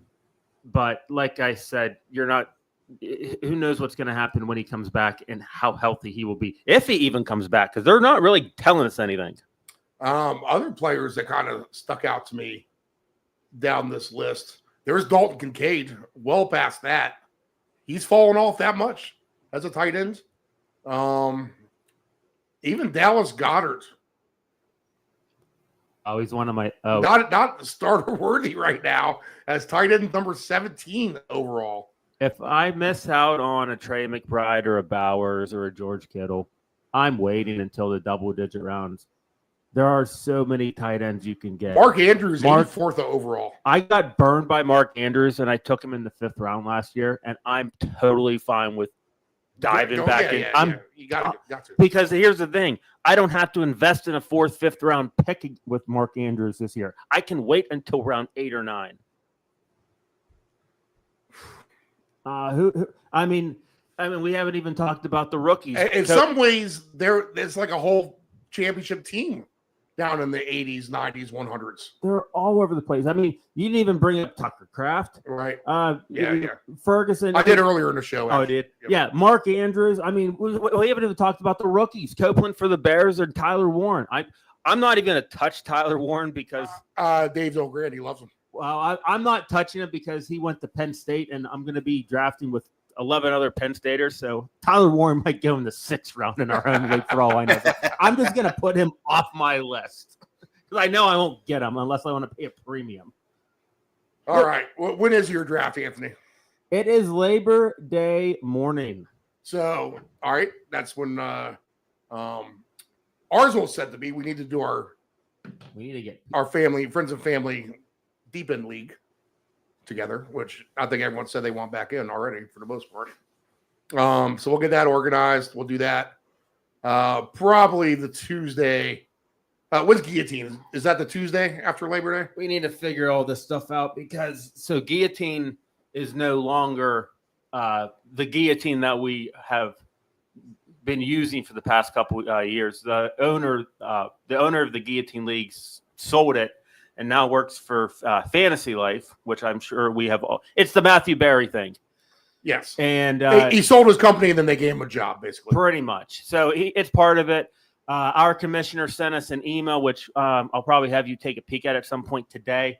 Get all of our. It's going to be the same concept. 18 teams. If you finish last, all your players are gone. It's the same format. I'm pretty sure it's the same rules, the same scoring, the same everything. It's just going to look a little bit different, and I believe it's going to go through an app. But I just downloaded it yesterday, so I'm getting my feet wet with what it looks like. But yeah, we got to get on that as well because guess what, guys? We got what is it? We got 3 weeks until we're doing this for real. We're doing this for real. I'm going to do a mock draft this week. Maybe you guys should do another one and have it ready to kind of go over with in the show. And we're going to go fantasy and pick heavy next week. We're going to go full on picks on Labor Day weekend. And then we'll do the game for the season long picks. And then we'll do the game picks the week of the show. Probably throw you a bone or two on that. In fact, I've already played a couple plays. I go against my own word here. You know, we shouldn't be betting this stuff until the preseason's over with. But I got my eye on a couple of things already. I mean, it's almost hard not to. How about this, Anthony? Dave Delgrandi's sleeper high-scoring teams.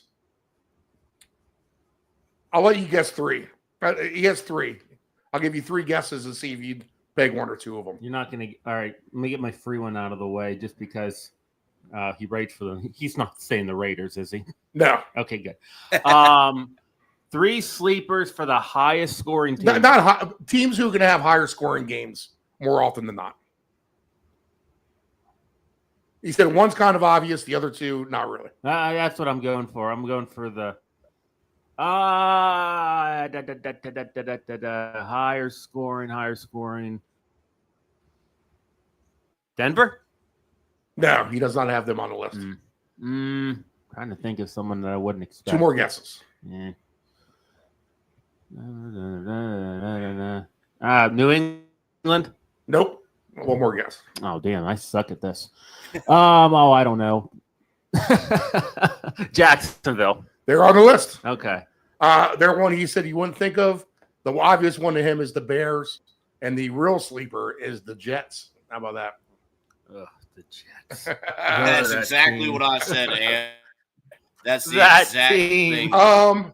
Thank Dave. Thank reaction, God I don't have yeah. to. Thank God I don't have to worry about watching them this year. I don't have any.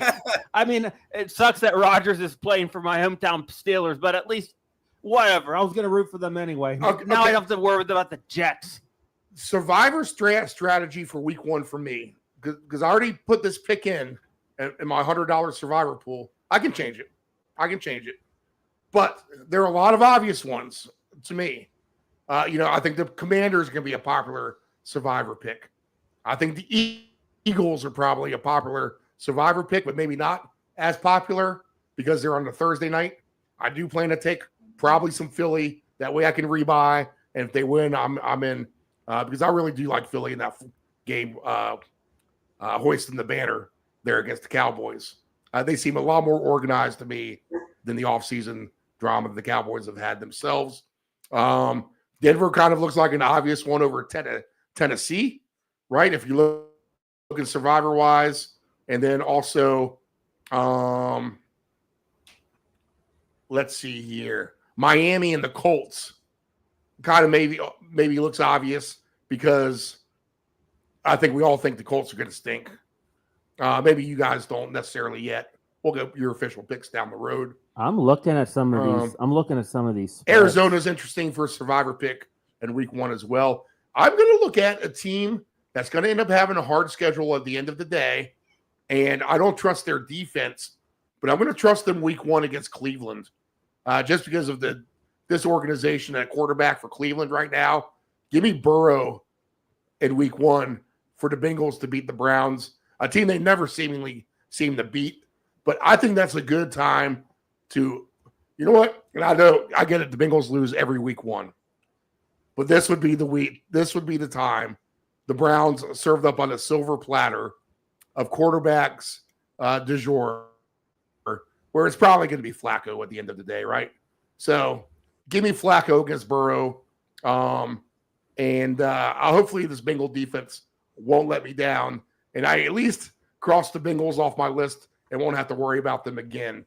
Any thoughts on that strategy? A couple weeks out, looking at it that way. I'm just scared of looking at everything because. Well, Steve, how about your boys versus the Raiders? Get them out of the way. Because if you look at our schedule, and we can do that real quick. How about this for a schedule?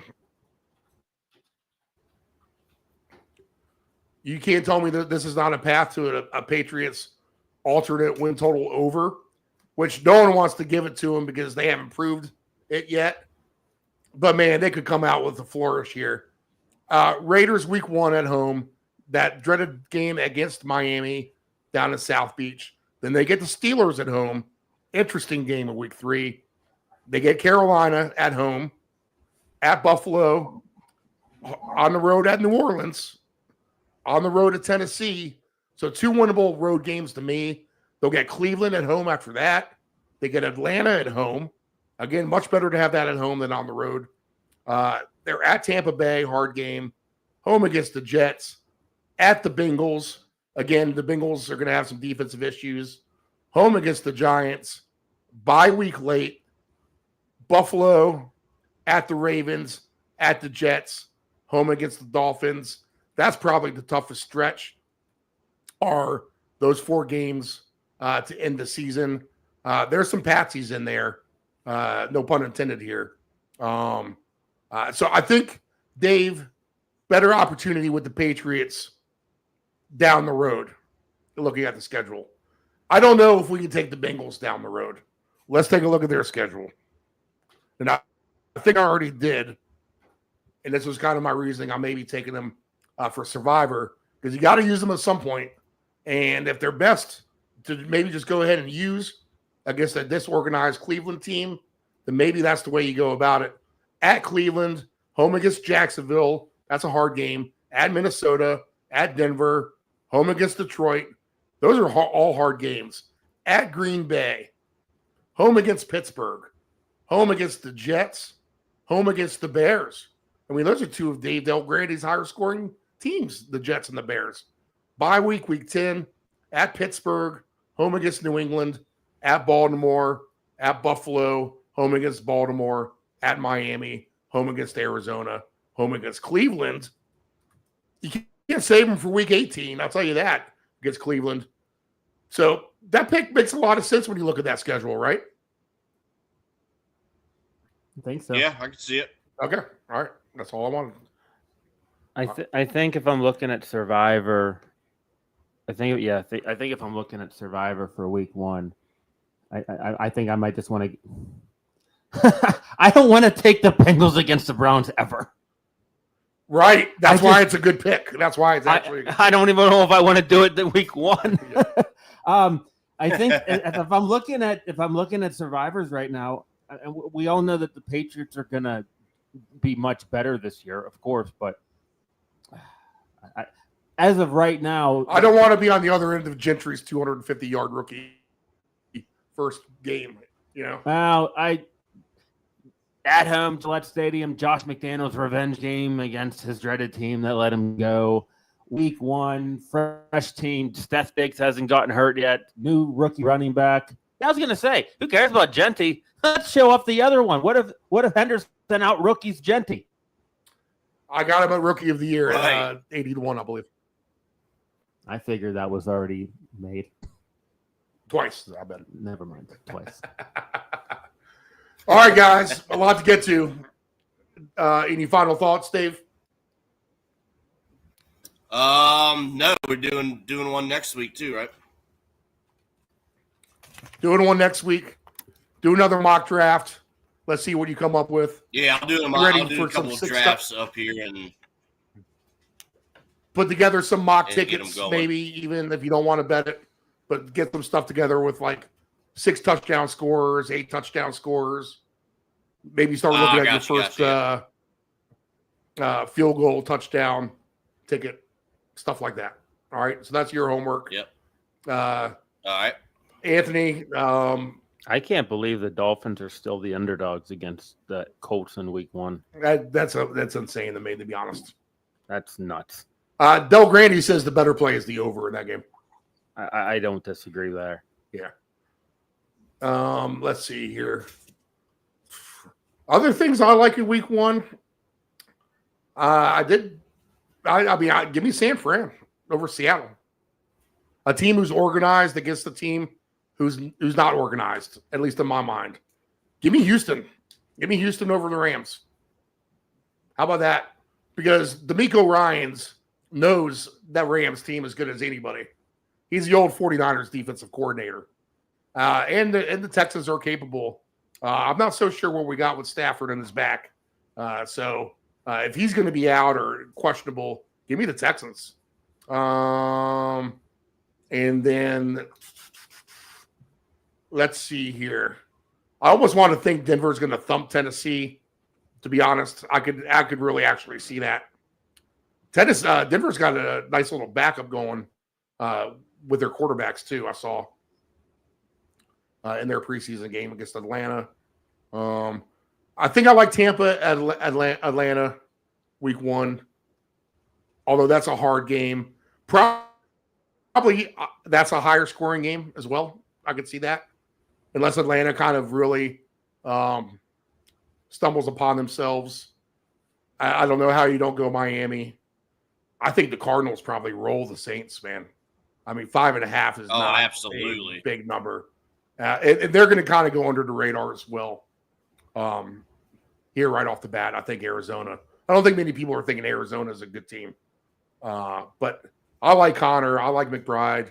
Kyler Murray, maybe a little bit of Geno Smith syndrome, aging like fine wine. And oh man, and this Pittsburgh Jets game is very interesting to me with Aaron Rodgers coming back. Both of these quarterbacks playing their former team. Jacksonville, short favorite over Carolina. I mean, if Jacksonville is going to be one of these higher scoring teams and just better, I mean, I don't know. Carolina showed improvement, so that could be a good game too as well. Dave, I mean, is it too many points? 6.5 against the Giants? I'm trying to figure that out myself. I think they will come out and put out a good showing. I like them to score 31 points, I think was the number that I saw on one of the books that had a nice plus number. But it's a divisional game.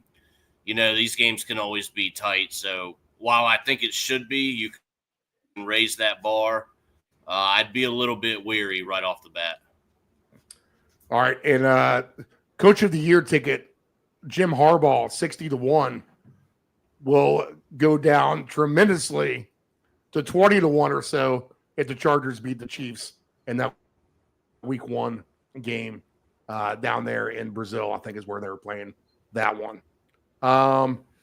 Eagles, that's going to be a play for me. I think that's an over, too. I think 46.5 is going to be way light in that Eagles Cowboys game. That game reeks of 42-23. Wait a minute. Wait. Yeah. Wait.